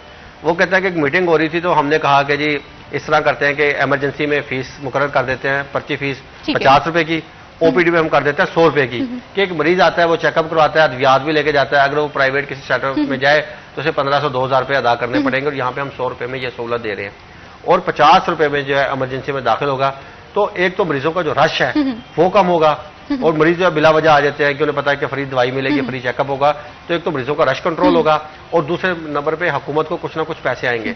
अच्छा, वो कहते हैं कि जब हमने ये सिफारिशात पेश की हैं तो वहाँ पे जो मौजूदा सूबाई वज़ीर सेहत बैठे हुए थे तो कहते हैं यार आप हमारी हुकूमत को बदनाम करना चाहते हैं। ठीक है, तो आप ये मशवरे आप अपने पास रखें। बात करने का मकसद ये है कि जब कोई अफसरान मशवरा देना चाहते हैं कि यार निज़ाम इस तरह नहीं इस तरह चलाया जाए तो शायद बेहतर तरीके से चल सके। बिल्कुल इसी तरह से फीडबैक अप्रोच बहुत ज़्यादा ज़रूरी होती है, लेकिन हम देखते हैं कि मोस्टली हमारे डिपार्टमेंट्स हैं इस चीज़ को प्रमोट नहीं किया जाता। अगर प्रमोट कर लिया जाए तो कम्स या शॉर्ट कम्स है उन्हें दूर किया जा सकता है। बहुत शुक्रिया Azada Hussain for joining us in this program. बहुत शुक्रिया बिलाल मोहम्मद बिलाल कि आपने हमारे प्रोग्राम को वक्त दिया। बात करने का मकसद ये होता है कि हम फीडबैक अप्रोच को बहुत ज़्यादा ईजी बनाएं। हम देखते हैं कि पॉलिसीज इंप्लीमेंट करवा दी जाती हैं, कुछ कंप्रीहेंसिव होती हैं, लेकिन शॉर्ट कम्स जहाँ पर मौजूद होते हैं वहाँ पर डिस्कशन से ये चीज़ें टेबल टॉक से दूर की जा सकती हैं। बस इस चीज़ को अगर हम इम्प्लीमेंट करवाते हैं तो हम देखेंगे कि हमारे जो इदारे हैं या डिपार्टमेंट्स हैं इनमें मज़ीद बेहतरी आ सकती है। यहाँ पर वक्त हुआ एक छोटी सी ब्रेक का, कि मजा आइए हमारे साथ रहिए।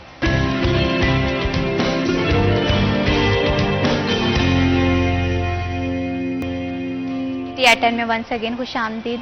अब बात करते हैं उस टॉपिक की जो कि हमारे रोज़ाना घर का हिस्सा होता है कि आज क्या बनाया जाए। और जब भी आज क्या बनाया जाए हमने डेली अपना, ख़ास तौर पे ख़वातीन हैं उन्होंने घर का बजट सेट किया होता है, तो ऐसे में हमें सब्जियों की प्राइस के हवाले से भी इंफॉर्मेशन होनी चाहिए, चिकन किस रेट पे है। और आज देखना ये है कि चिकन की जो एंट्री है वो किस तरह से हो रही है, कि आज भी वो मेहमानों की ही डिश के तौर पर हम घर में इस्तेमाल कर सकते हैं या आम रूटीन में भी बना सकते हैं, इतनी कम कीमत है या नहीं। लेकिन ये जो है ये हम जानेंगे हमारे आज के सेगमेंट आज के भाव में।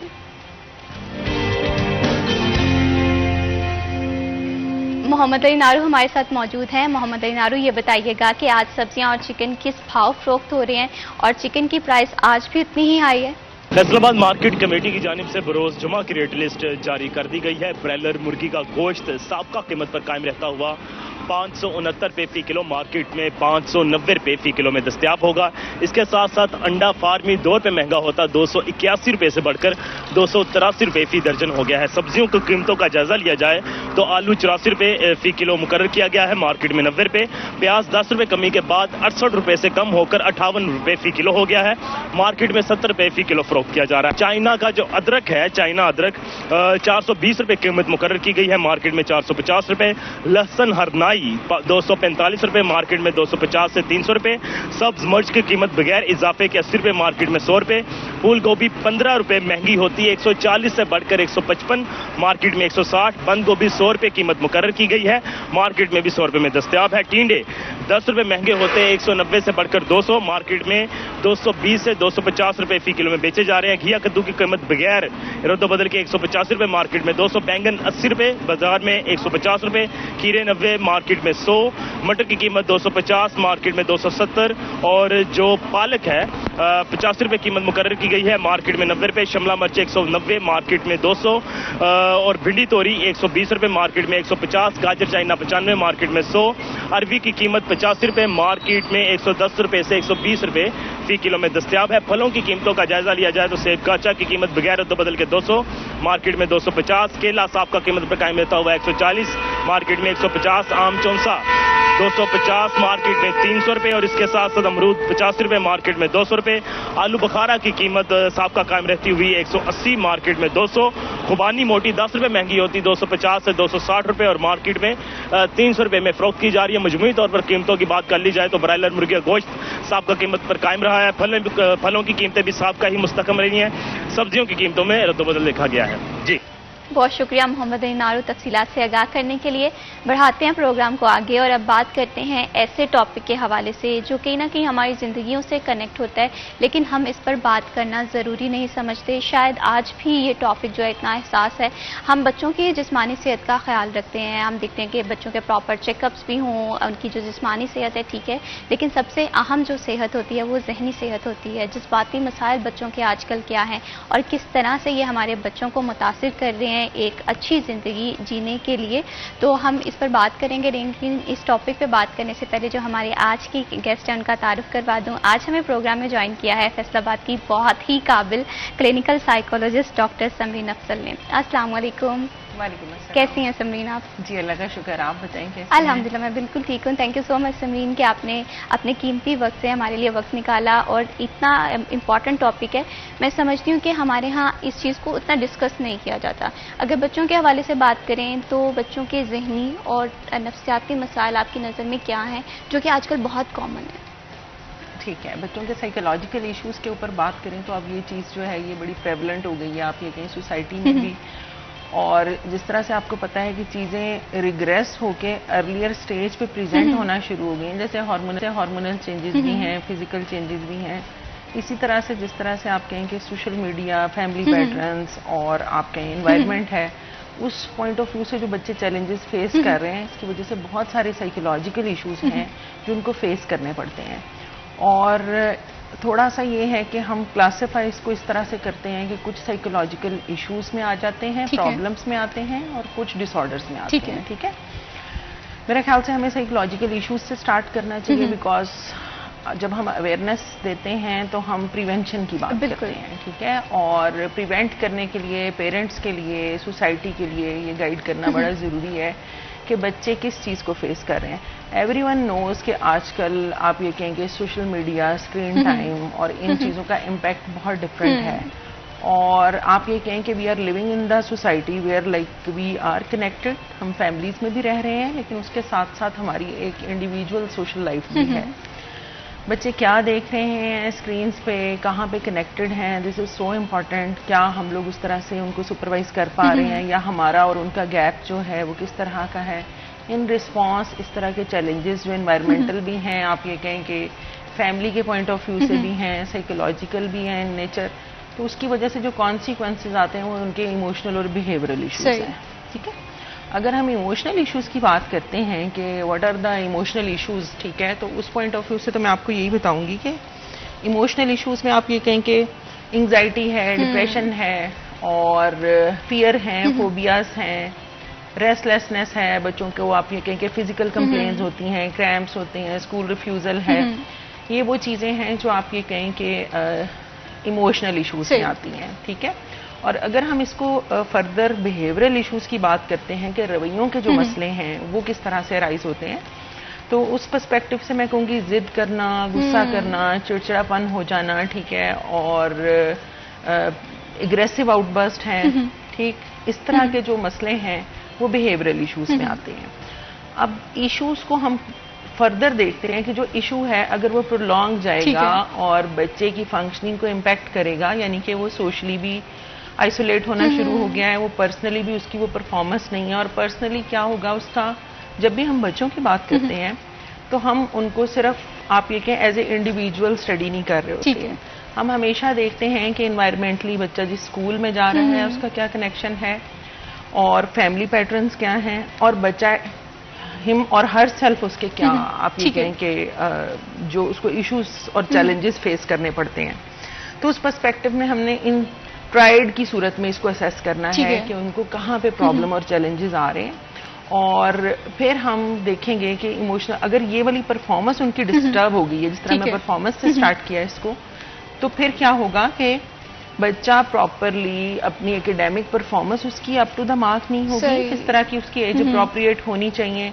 और सेकेंडली ये है कि जो परफॉर्मेंस उसकी फैमिली में आप ये कहें कि एक फंक्शनिंग होती है, बच्चे का बिहेवियर होता है, उसके इमोशनल, क्योंकि मैं जब भी साइकोलॉजिकल हम इश्यूज की बात करते हैं तो we are mixture of those things. बिल्कुल, इमोशंस सबके पास हैं, मेरे पास भी हैं, आपके पास भी हैं, लेकिन जब इसका एक्सेस होगा या आप ये कहें कि ये अंडरमाइन हो जाएंगे, only then the problem will be in like यहाँ पर सुनिए ना, हाँ, ऐसे बहुत सारे इश्यूज मैंने देखे हैं। एक बच्चा है वो बहुत हैप्पीली अपनी जिंदगी के तमाम तर मामला देख रहा है, खेल रहा है, कूद रहा है, लेकिन अचानक से वो टर्न कर लेता है एक संजीदा अलग रहने वाला बच्चा, जिससे उसकी एकेडमिक लाइफ भी मुतासिर हो रही है, और पेरेंट्स साइड ये समझ रहे हैं कि जैसे जैसे बच्चा बड़ा हो रहा है ये इस चीज़ का असर है।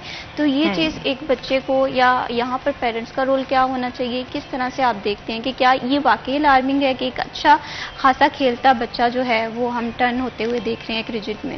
अब हम एक आप ये देखें, if we are living in the Pakistani society, ठीक है, then there is impact of subcontinent, ठीक है, हमारे ऊपर जो हमारी वैल्यूज़ हैं, आप ये कहें कि हमारी सोसाइटी है, एक तो हमारी मुस्लिम प्रैक्टिसेस होंगी, और दूसरा ये है कि सोसाइटी का भी इम्पैक्ट है हमारे ऊपर, जो हमने लर्न करना है अपने एनवायरनमेंट से उसको भी डिस्प्ले करना है। अगर बच्चा आइसोलेटेड होता जा रहा है या उसके अंदर कोई इस तरह के बिहेवियर्स और इमोशंस की डिस्टर्बेंसेस आ रही हैं, तो हमें उसको आप ये कहें कि अटेंड करने की ज़रूरत है, उसको देखने की ज़रूरत है कि why they are doing so, ठीक है। अब हम फैमिली पैटर्न की भी मैं थोड़ी सी बात इसलिए करना चाहती हूँ because families are, parents are the role model.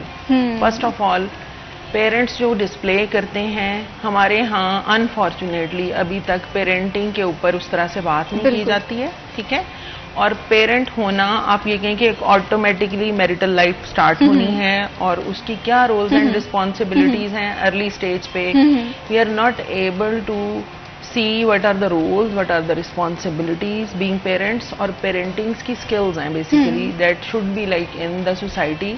और जब हम खुद भी काम कर रहे होते हैं as a mental health professional, we go into the school, और फिर हम उसको आप ये कहें कि हमारे डिपार्टमेंट के भी लेवल पे, मैं लाइट 2 में हमारा डिपार्टमेंट है, साइकाइट्री डिपार्टमेंट से हूँ, तो हम लोग डिफरेंट किस्म के अवेयरनेस कैंपेन्स करते हैं स्कूल्स में, पेरेंट्स को गाइड करते हैं कि how they can be effective parent, ठीक है, हाउ दे कैन प्रमोट, कौन से साइन एंड सिम्टम्स हैं जिनको पिक करना है, कैसे बच्चों के प्रॉब्लम्स को एड्रेस करना है। यहाँ पे एक चीज़ मैं ज़रूरी हाईलाइट करना चाहूँगी, वो है डेवलपमेंट, ठीक है। Obviously a person who is in the world, ठीक है, जो दुनिया में आया है, उसके आप ये कहें कि डिफरेंट स्टेजेस हैं, ठीक है। अर्लियर वो बिल्कुल आप ये कहें कि एक इन्फेंट है, इन्फेंट से वो टॉडलर है, टॉडलर के बाद वो अर्ली चाइल्डहुड है, मिडिल चाइल्डहुड है, और फिर एडोलेसेंस स्टार्ट हो जाती है, ठीक है। अब ये इटसेल्फ इतना ग्रोइंग स्टेज पे जो बच्चा मल्टीपल चीज़ों में आप ये कहें कि जा रहा है, तो being parents we should know कि हर स्टेज की डिमांड क्या है।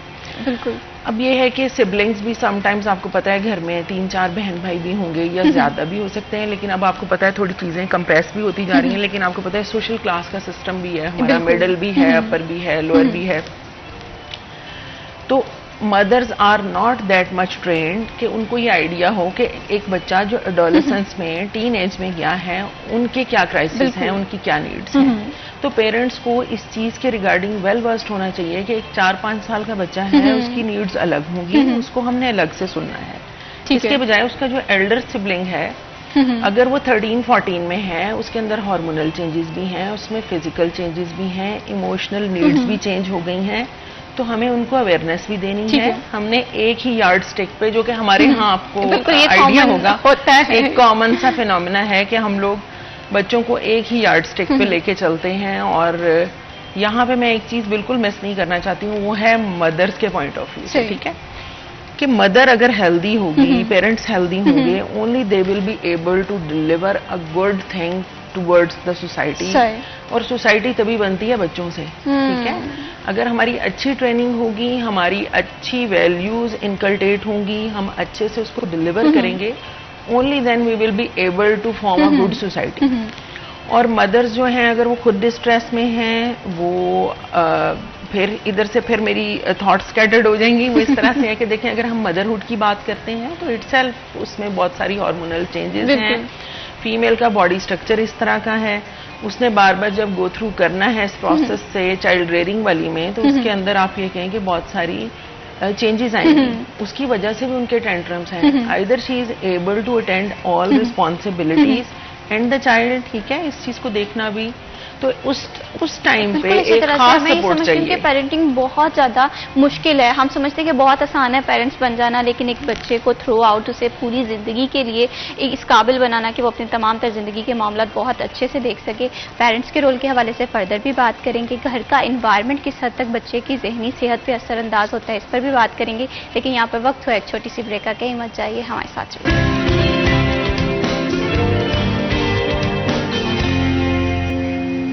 सिटी एट 10 में वंस अगेन खुशामदीद। आज हम बात कर रहे हैं बच्चों के जहनी और जज्बाती मसाइल के हवाले से।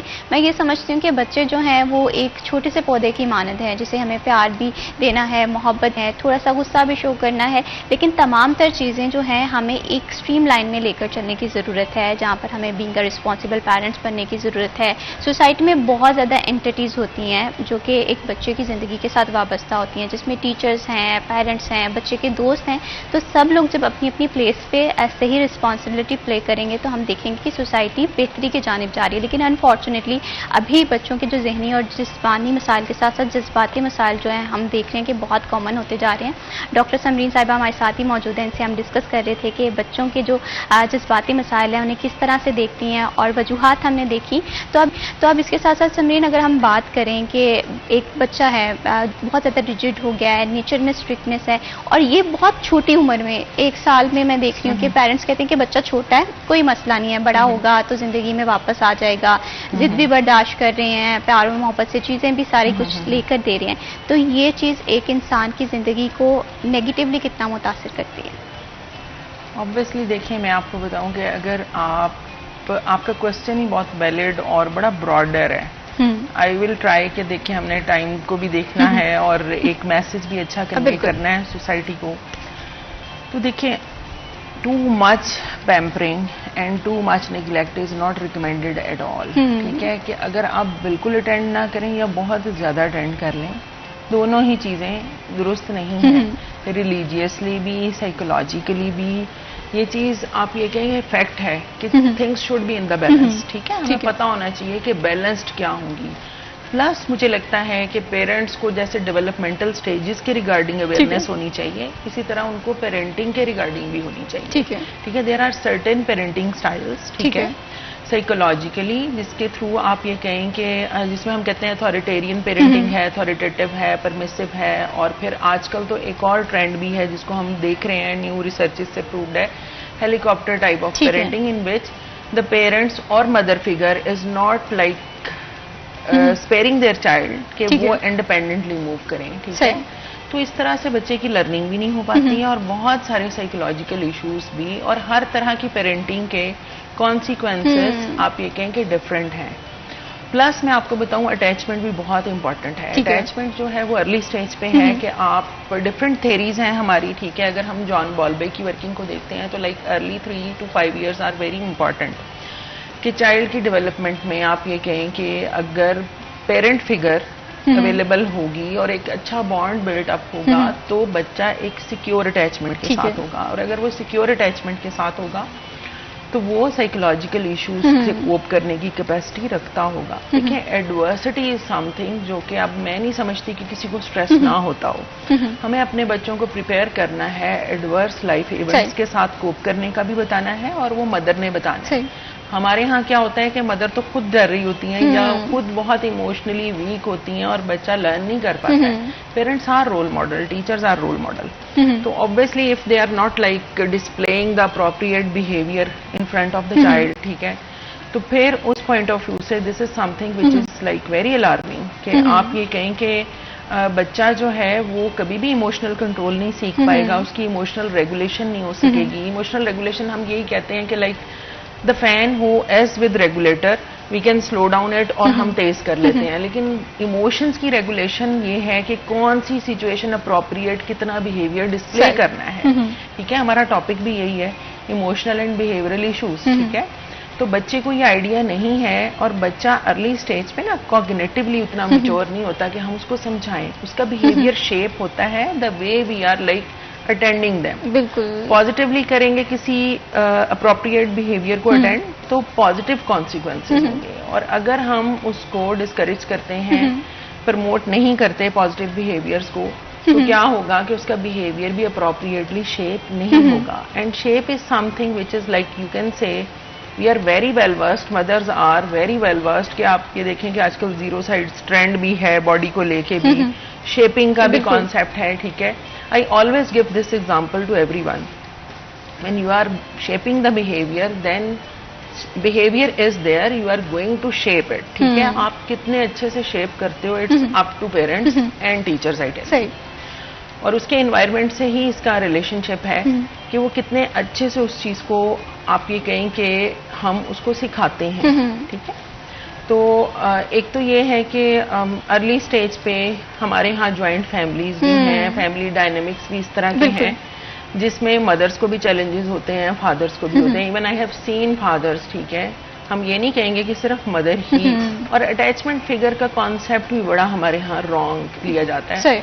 The person who is available for the child, ठीक है, 24/7, या आप ये कहें उसकी सेफ्टी सिक्योरिटी के लिए, it can be father, it can be mother, बिल्कुल, ठीक है। दोनों में से कोई भी हो सकता है, और इवन दो जो ज्यादा क्लोज उनके साथ टाइम स्पेंड करता है उसकी अटैचमेंट उसके साथ बिल्ट अप होगी। ठीक है डॉक्टर सिमरन, यहाँ पर जिस तरह से हम बात करें कि हमारे यहाँ जॉइंट फैमिली कल्चर है और जो किसी हद तक कई जगहों पे बहुत अच्छा भी साबित होता है कि फैमिली में बच्चे को बहुत प्यार मोहब्बत मिल रहा है, लेकिन कई प्लेसेस पे हम ऐसे भी देखते हैं कि जिसकी वजह से बच्चे के ट्रॉमास ट्रिगर हो जाते हैं। फॉर एग्जाम्पल, घर में माँ बाप के झगड़े रहते हैं और छोटी छोटी बातों पर इख्तलाफात होते हैं, तो बच्चे की नेचर में ये चीज़ें आ जाती हैं, बच्चा अडॉप्ट करना सीख जाता है। उसकी स्कूल लाइफ अच्छी नहीं जा रही, उसकी प्रोफेशनल लाइफ नहीं अच्छी जा रही, थ्रू आउट ये ट्रॉमास जो हैं वो इंसान की जिंदगी के साथ चलते हैं।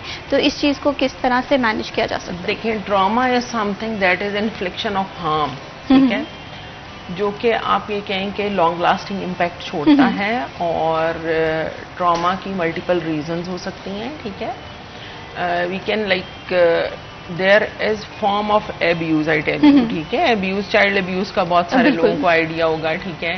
उस पॉइंट ऑफ व्यू से अगर हम लोग देखते हैं तो चाइल्ड एब्यूज में आप ये कहें कि फिजिकल एब्यूज भी है, वर्बल एब्यूज है, इमोशनल एब्यूज है, इवन चाइल्ड निग्लेक्ट एब्यूज का पार्ट है।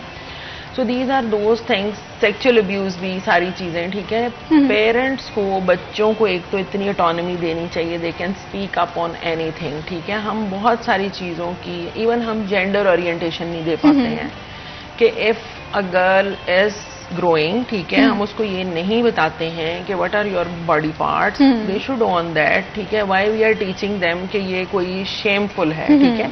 हम उनको ये बता सकते हैं कि क्या हमारी लिमिट्स हैं, क्या हमारी बाउंड्रीज हैं, लेकिन हम इस पे बात करें, ठीक है। और अगर हम उनको कहेंगे नहीं इसके ऊपर बात नहीं करनी है, तो जब उनके साथ कोई बैड इंसिडेंट होता है, they are not able to share the thing, वो इसको शेम लेते हैं, जो भी ट्रॉमा होगा। और यूजुअली वी हैव सीन के एब्यूज के 65% केसेस ऐसे होते हैं जो कि आपका नियर डियर वन ही कोई ना कोई बीच में इन्वॉल्व होता है फैमिली एनवायरनमेंट में। ये रिसर्चेस से प्रूव्ड हैं, डिफरेंट आप ये कहें कि रिसर्चेस हैं जो इस चीज को रिपोर्ट करती हैं।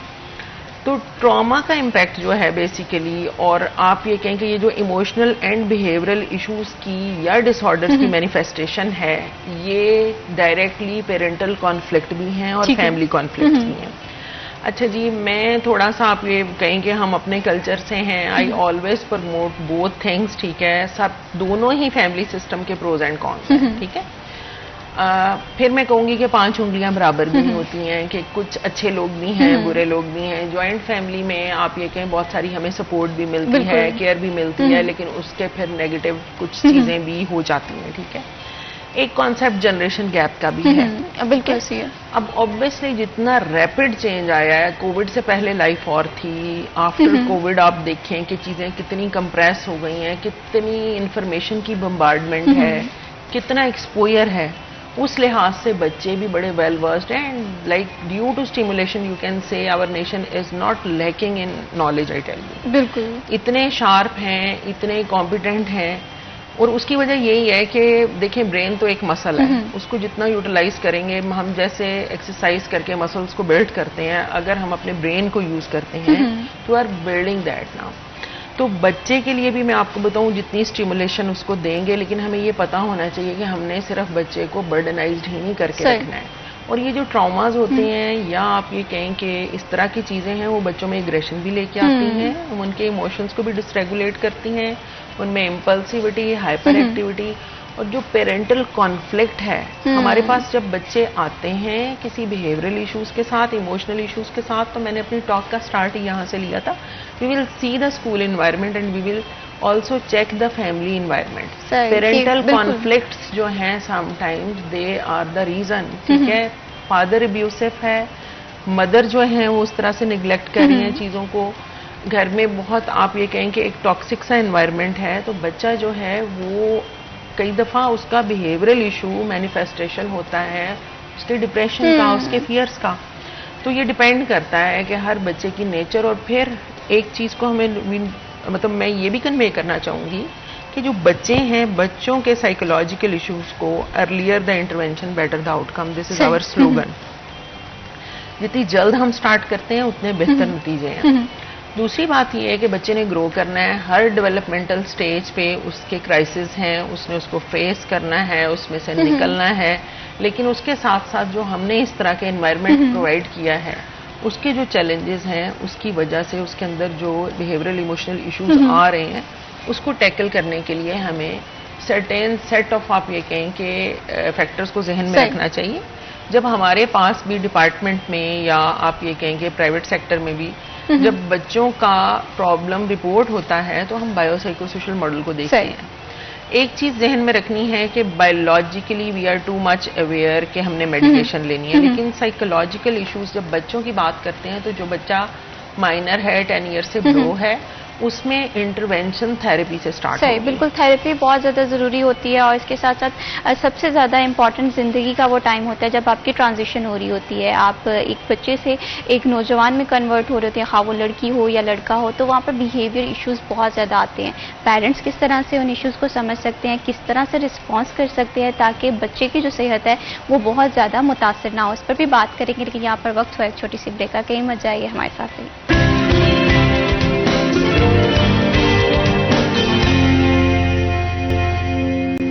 सिटी एट 10 में वंस अगेन खुशामदीद। बात हो रही है इंसान की जो जहनी और जज्बाती जो मसाइल हैं वो बहुत ज़्यादा बढ़ते जा रहे हैं, जिसमें हम सबसे ज़्यादा देखते हैं कि बच्चे जो हैं वो हमारी सोसाइटी की एक अहम एंटिटी हैं और सबसे ज़्यादा हम इन्हें ही निगलेक्ट करते हैं। हमारे जहन में एक ही इमेज होता है कि बच्चे खेल रहे हैं, कूद रहे हैं, लेकिन हम ये भूल जाते हैं कि बच्चों के जो छोटे छोटे दिल हैं और जो दिमाग हैं उन पर कोई भी बात गहरा नक्श छोड़ सकती है और वो थ्रू आउट उसकी लाइफ के साथ रह सकता है, किसी ट्रॉमा की शक्ल में, किसी ना किसी मसले की सूरत में, जिसे एड्रेस करना बहुत ज़्यादा ज़रूरी है। और एड्रेस हम तब कर सकेंगे जब हम इस चीज़ को समझेंगे। डॉक्टर समरीन हमारे साथ ही मौजूद हैं। बच्चे की जज्बाती और जहनी सेहत के वसाइल के हवाले से भी हम बात कर रहे थे।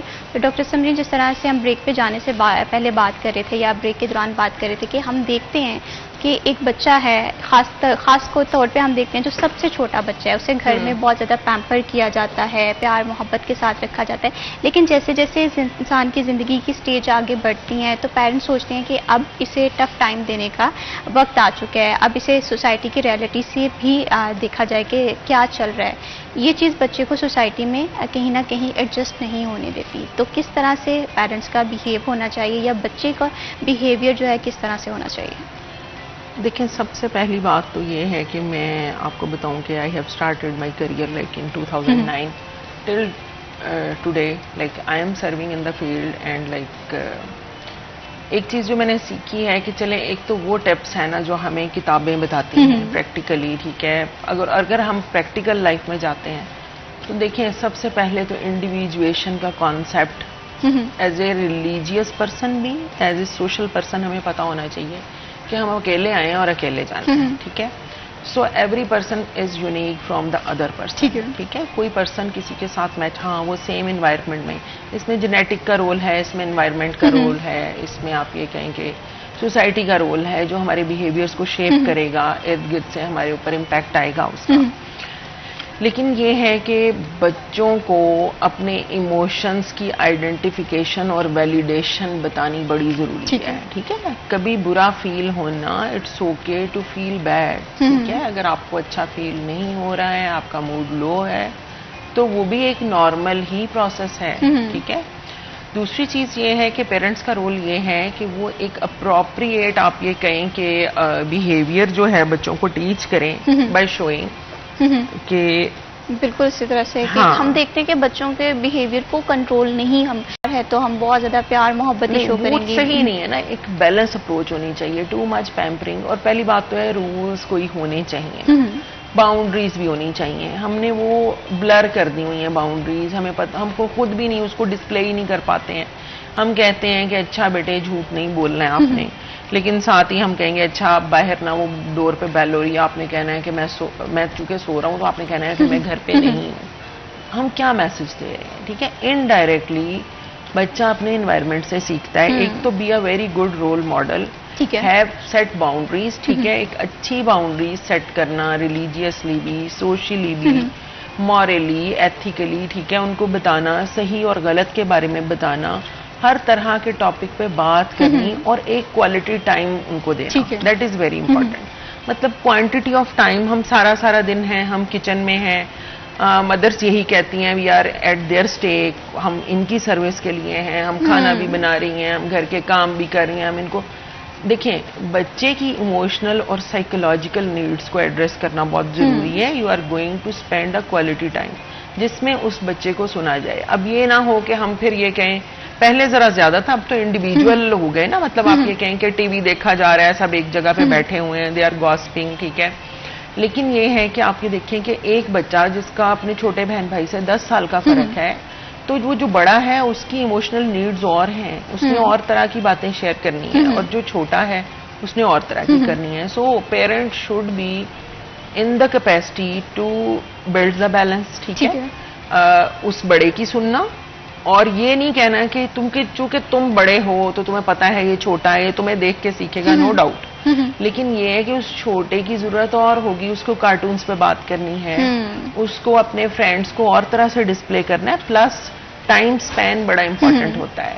एक टाइम स्पैन पे जिसने 8 साल गुजारे हैं, ठीक है, उस पॉइंट ऑफ व्यू से, और जिसने आप ये कहें कि पर्टिकुलरली आप ये कहें कि फर्स्ट डे पे, तो उसमें जो आप ये कहें इतना सारा बच्चों को एक्सपोजर आ गया है, उस बच्चे में और उस बच्चे में फर्क है। हम जनरेशन गैप की बात करते हैं, क्या गैप होता है बड़ों का और छोटों में?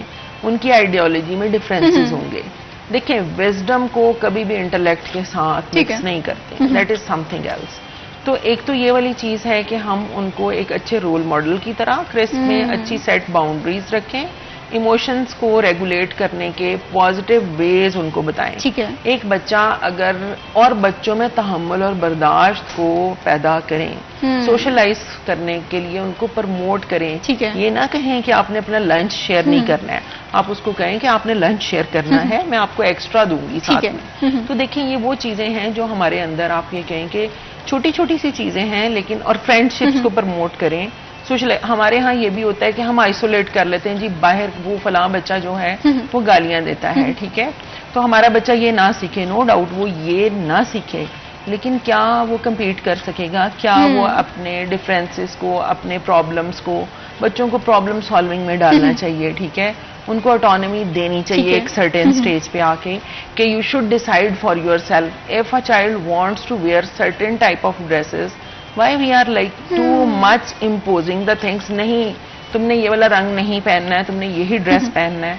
मैं रिक्वेस्ट करती होती हूँ जब पेरेंट्स बच्चों को लेके आते हैं मेरे पास, तो मैं उनको ये गाइड कर रही होती हूँ कि देखें, आपने अगर कोई चीज इम्पोज भी करनी है तो देखें कुछ चीजें ऐसी हैं जो बिल्कुल हमारे लिए एक्सेप्टेबल नहीं है, और कुछ ऐसी होती हैं जिस पे कॉम्प्रोमाइज किया जा सकता हो सकता है। तो देखें, एक मीडियम वे अप्रोच करें, उसको आप अडॉप्ट करें, और आप ये कहें कि कुछ ड्रेसेस के ऊपर अगर उनकी कोई चॉइसेस हैं, सिलेक्शन है, plus persistency and consistency of rules is very important. एक टाइम पे एक चीज को गलत कहना और दूसरे ही टाइम को उसको डिस्प्ले कर देना, वो बच्चे में एम्बिवलेंस लेके आता है। यहाँ पर डॉक्टर सिमरन, हम पेरेंट्स के रोल के हवाले से बात कर रहे हैं, तो एक चीज़ मैं पेरेंट्स में आजकल बहुत कॉमन देखती हूँ कि हमारे यहाँ कंपैरिजन बहुत ज़्यादा हो जाता है, ठीक है, बहन भाइयों का आपस में कंपैरिजन होता है, कोई अच्छा बच्चा या सोसाइटी में है या गली में, उसके कंपैरिजन में एक बच्चे का कॉन्फिडेंस किस तरह से उसकी ज़िंदगी को मुतासिर कर रहा होता है, इस पर हम बात करेंगे, लेकिन यहाँ पर वक्त हुआ है छोटी सी ब्रेक का, कहीं मत जाइए, हमारे साथ रहिए।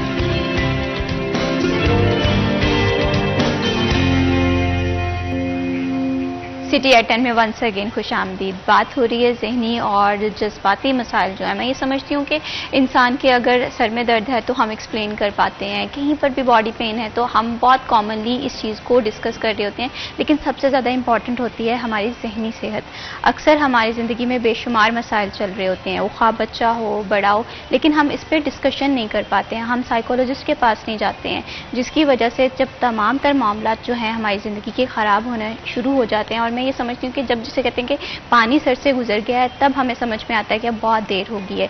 तो ज़िंदगी के अपने जज्बाती मसाइल है, इन्हें भी देखें, जहनी मसाइल को जितना हो सके दूसरों के साथ डिस्कस करें, या एटलीस्ट ऐसे इंसान के साथ डिस्कस करें जहाँ पर आपको हेल्प मिल सके। डॉक्टर समरीन, जिस तरह से ब्रेक पे जाने से पहले हम बात कर रहे थे कि हमारे यहाँ पेरेंट्स में ये चीज़ बहुत कॉमन हो गई है कि कंपैरिजन किया जाता है, जिसकी वजह से इंफीरियर कम्प्लेक्स के साथ साथ ऐसे बहुत सारी वजूहात हैं, एक बच्चे में प्रॉब्लम्स क्रिएट होना शुरू हो जाती हैं। तो ये चीज़ कितना मुतासिर कर रही है? सॉरी, आपने ये कहा है कि जी, मैं बात कर रही हूँ कि कंपैरिजन किया जाता है बच्चों का, सिबलिंग्स का कर देते हैं। I tell you, this is so important, this is from years, I tell you.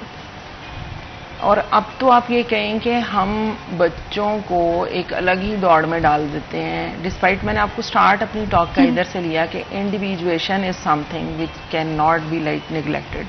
हमें उसकी इंडिविजुअलिटी को नहीं भूलना, उसके बावजूद हम अपने डिसीजन इम्पोज करते हैं, हम उनका कंपैरिजन करते हैं, उनके खाने पीने से लेके, उनकी अपीयरेंस से लेके, उनकी आप ये कहें कि परफॉर्मेंस से लेके, उनकी फील्ड सिलेक्शन से लेके, ठीक है, इवन आप ये कहें कि कंपेयर तो करना ही नहीं चाहिए ना। अल्लाह ताला ने भी कंपैरिजन नहीं रखा किसी का किसी के साथ। हमें एक रिजेम्बलेंस हो सकती है, लेकिन हमारी शक्लें एक जैसी नहीं हैं, हमारे टेम्परामेंट्स भी ऐसे ही हैं, हमारी पर्सनैलिटीज़ भी सेपरेट हैं। From that perspective this is not at all like you can से कंपैरिजन जो है वो इंसान में लो सेल्फ स्टीम लेके आता है, कॉन्फिडेंस के इश्यूज लेके आता है, एंग्जाइटी, डिप्रेशन, फियर, फोबियाज, ठीक है, ये वो तमाम चीज़ें हैं। बच्चे तो ऑलरेडी अपनी डेवलपमेंट के फेज में मल्टीपल चैलेंजेस को फेस कर रहे हैं, ठीक है। अब एक बच्चा है जो टीन एज में एंटर हो रहा है, ठीक है, उसकी बॉडीली चेंजेस हैं, उसकी इमोशनल नीड्स हैं, उसकी साइकोलॉजिकल नीड्स हैं। We are not attending that, ठीक है, we are like running in front of bag भरा बुक्स के साथ स्कूल में भिजवा दिया, ठीक है, फिर उधर से आए हैं, उधर से आते साथ ही हमने उनको जो है ट्यूटर के पास, कारी साहब के पास, ठीक है। We don't promote extra curricular activities in children, ठीक है, we don't like promote such kind of behaviors that are healthy, neither healthy eating nor like you can say exercise, ठीक है। तो ये वो चीज़ें हैं जो हम अगर डिस्प्ले करते हैं, बच्चा अपने घर में देखता है, अपने माहौल में देखता है, तो वो ज़रूर अडॉप्ट करेगा, ठीक है। अगर हम वर्ड्स की सिलेक्शन अच्छी करेंगे, बच्चा भी वर्ड्स की सिलेक्शन ही अच्छी करेगा, ठीक है, वो विंडिक्टिव नहीं होगा, वो जुबान दराज नहीं होगा, वो आर्ग्यूमेंटेटिव नहीं होगा। अच्छा, बाकी चीजें जो मैं आपसे बात करती हूँ कि देखें, जेंडर ओरिएंटेशन की मैंने पहले भी बात की। हमारे यहाँ सेक्सुअल एजुकेशन देखें, ज्यादातर जो प्रॉब्लम्स हम देखते हैं as a clinical psychologist, what I have seen and explored in my career, ठीक है, कि ज्यादा प्रॉब्लम हम रिट्रोस्पेक्ट में जब डिजीज को देखते हैं, डिप्रेशन है, एंग्जाइटी है, स्किज़ोफ्रेनिया है, मेनिया है, कोई भी डिजीज है, इवन ड्रग अब्यूज बहुत बड़ा एक आप कहें कि बच्चों के लेवल पे भी that can not be neglected, vape हो गए, पॉड्स हो गए, ये वाली चीजें, ये कैसे आई? ये इसी तरह से आई कि जब टीन एज स्टार्ट हुई तो उनके पास इंफॉर्मेशन को एक्वायर करने का जो जरिया है वो उनके एज फेलोज हैं, ठीक है, and they have the different, वो कोई डिफरेंट कैपेसिटीज के साथ नहीं है, उन्होंने भी, उनमें से भी कोई ज्यादा वोकल होगा, वो अपने वे में इंफॉर्मेशन इम्पार्ट करेगा। क्योंकि हम इस टॉपिक को टैबू समझते हैं, इस पे बात नहीं करते हैं, एक बैलेंस्ड वे में बच्चे को इंफॉर्मेशन जरूर दें, एक इस तरह की स्पेस जरूर दें जिसमें वो बात कर सके, ठीक है, वो अपने एक्सप्रेशंस को कन्वे कर सके, वो अपनी बातों को, बाकी ये है कि वही फिर बात हो जाएगी कि आपने कैसा बिहेवियर शेप किया, प्लस पर्सनैलिटी की टाइप्स होती हैं, पर्सनैलिटी फॉर्मेशन 18 ईयर्स पे होती है, ठीक है, you can like shaping the behaviours and temperaments, attitudes जो कि 18 ईयर्स पे जाके कंप्लीट होने हैं। अगर बच्चे में रवैयों के मसले हैं, अगर बच्चे में खौफ है, डर है, कोई एंग्जाइटीज हैं, उसको अर्लियर स्टेज पे एड्रेस जरूर करवाएं, ताकि उसकी एक हेल्दी पर्सनैलिटी बिल्ड हो और वो एक, आप ये कहें कि सोसाइटी का हेल्दियर पार्ट बन सके। लेकिन डॉक्टर सिमरन, हमारे यहाँ इन चीज़ों को इतना ज़्यादा प्रमोट नहीं किया जाता। आप देखेंगे कि हम अपनी तमाम तर सेहत के मसाइल पे खुलकर बात कर लेंगे, लेकिन अगर किसी को कोई जहनी मसला है, हाँ किसी छोटे बच्चे को है, किसी बड़े को है, इस पर खुलकर बात नहीं की जाती है। एक साइकोलॉजिस्ट के पास जाना कितना ज़रूरी है, और आपके पास बहुत सारे केसेस भी आते होंगे, तो आप किस तरह से देखती हैं कि क्या उनमें से ऐसे केसेस भी आते हैं जो बहुत देर तक, मतलब देर से पहुँचे हैं आपके पास? देखिए, मैं तो एक ऐसी विसिनिटी में सर्विसेज दे रही हूँ जो कि टर्शरी केयर हॉस्पिटल है, ठीक है। टर्शरी केयर हॉस्पिटल्स वही होते हैं जहाँ पे आप ये कहें कि एस्टैब्लिश यूनिट है और वहाँ पे सिविरिटी वाला पेशेंट ही आएगा, ठीक है। इंडोर एडमिशंस होंगे। ओपीडी में इस तरह के केसेस रिपोर्ट होते हैं जो कि आप ये कहें कि उतने स्वेयर नहीं है, जिसके उनकी आप ये कहें कि हम उनको वहीं पे डील करके दोबारा टाइम दे के बुलवा लेते हैं। लेकिन आपको मैं ये बताना चाहती हूँ, कन्वे करना चाहती हूँ कि जाहिर है अगर हम अर्लियर इंटरवीन नहीं करेंगे और इन चीज़ों को नहीं समझेंगे तो हम सीड सो करेंगे डिजीज का, ठीक है। साइकोलॉजिकल इश्यूज जो होते हैं इसके साथ स्टिग्मा अटैच है, हमारे यहाँ इसके साथ टैबू अटैच है। We don't want to talk about it but we are suffering from it. मैं ये मानने को तैयार नहीं हूँ कि किसी इंसान को स्ट्रेस नहीं है आजकल, ठीक है। And stress is cause of all medical and psychological issues, ठीक है। मेंटल हेल्थ तो फिजिकल हेल्थ से भी ज्यादा इंपॉर्टेंट है। दिमाग अगर आप देखें एक ऐसा ऑर्गन है जिसने पूरी बॉडी को ऑपरेट करना है, और अगर उसके अंदर इस तरह की नेगेटिव थॉट्स या कुछ इमोशंस हैं जिनको हम हेल्दी वे में टैकल नहीं कर सकते हैं तो एक्सट्रीमिटी की तरफ जाएगा। एनर्जी बच्चों में बहुत ज्यादा है और इस तरह की नेगेटिव थॉट्स को डील करने की कोपिंग के हमने वेज नहीं बताए हैं, तो इट मीन्स के बच्चों ने गलत साइड पे चले जाना है। स्पोर्ट्स शुड बी प्रमोटेड, ठीक है, नहीं तो ड्रग्स की तरफ जाएंगे। आजकल आप ये देखें कि पार्टी का कॉन्सेप्ट भी ब्लर हो गया है, एंटरटेनमेंट का कॉन्सेप्ट ब्लर हो गया है विद पार्टी ड्रग्स, ठीक है। और बर्थडे पार्टीज होती थी, खाना पीना, फ्रेंड्स के साथ इंटरेक्ट करना, that was sufficient, but now they like arrange some kind of things, ठीक है। आपको पता है कि डिफरेंट पार्टीज की फॉर्म है जिसमें लोग डिफरेंट तरह के ड्रग्स को अरेंज किया जाता है, which is not healthy, which is not recommended. I would also like to convey over here कि कोई पॉड, कोई वेप, कोई इस तरह की चीज जो है वो रिकमेंडेड नहीं है, ठीक है, वो हेल्दी नहीं है। That is the liquid tobacco, ठीक है। उसको भी समझना चाहिए, पेरेंट्स को चेक रखना है अपने बच्चों को पे कि वो किस तरह के फ्रेंड्स बना रहे हैं, किन लोगों से मिलते हैं, उनका ज्यादातर टाइम स्क्रीन पे गुजरता है तो किन लोगों के साथ गुजर रहा है। अब यहाँ पर भी एक सवाल होता है कि जब पेरेंट्स को पता चलता है कि अच्छा बच्चा जो है वो स्मोकिंग में इन्वॉल्व हो गया है या वेप जो है वो पकड़ी गई है, तो वो एग्रेसिव बिहेवियर शो करना शुरू कर देते हैं, तो पेरेंट्स किस तरह से इस इशू को टैकल करें? देखिए, पेरेंट्स को सबसे पहले तो ये करना चाहिए कि उसके ऊपर बहुत ज्यादा रिएक्शन नहीं देना चाहिए। ठीक है। एक तो हम देख रहे हैं कि टीन एज के ये क्राइसिस हैं। टीन एज में एक वैसे भी जनरली भी बच्चे के अंदर एक लिबर्टी आती है कि they want to be like exert the power and independence. ठीक है, उसको अपने डिसीजंस में शामिल तो करना शुरू करें। तुम चुप कर जाओ, तुमने बात नहीं करनी, तुम्हें क्या पता। नो डाउट आप पेरेंट्स हैं, you are elder one, you need to like focus on this कि आपने किस तरह से उसको कन्विंस करना है। आप उसकी सुने, उसको डिसीजंस में अपने इन्वॉल्व करें। प्लस हमारे यहाँ कॉन्फ्लिक्ट की भी रीजंस होती हैं, like whenever there is disagreement, तो जो दूसरा पर्सन है उसी वक्त उसको ठीक करना चाहता है। Why don't you like listen to the child. ठीक है, आप सुन लें उसको, और उसने अगर कोई बदतमीजी कर दी है या कोई रूल्स बाउंड्री ब्रीच की है तो उसको सम अदर टाइम उससे बात करें जब वो लिसनिंग के मोड में हो। क्योंकि अगर उस टाइम पे तो उसको भी गिल्ट होगा जब वो अपनी मदर से या फादर से एक आर्ग्यूमेंट में आएगा। बच्चे रिपोर्ट करते हैं इन चीजों को, और हमें उनको ये बताना चाहिए कि आप सेपरेट वे में इसको कर लें, लेकिन पेरेंट्स को थोड़ा सा चीजों के रिगार्डिंग गाइड करना चाहिए। रिस्पॉन्सिबल होने की जरूरत है, और थोड़ा मैं सोचती हूँ कि अपनी सोच को ब्रॉड करने की जरूरत है। ये चीज हम देख रहे हैं कि पेरेंट्स फौरन से रिएक्ट करते थे, नहीं करना चाहिए। बहुत शुक्रिया डॉक्टर समीन अफजल, आपने हमारे प्रोग्राम के लिए वक्त निकाला। आई होप सो कि जितने भी पेरेंट्स हैं या बच्चों ने हमारा ये प्रोग्राम देखा होगा, उन्हें अपने जहनी और जज्बाती मसाइल के हवाले से भी आगाही मिली होगी, किस तरह से रिस्पॉन्स करना है ये बहुत ज्यादा जरूरी है। तो आई होप सो कि ये प्रोग्राम आपके लिए बड़ा इंफॉर्मेटिव रहा होगा। मैं भी शबीब को दीजिए इजाजत, अल्लाह हाफिज।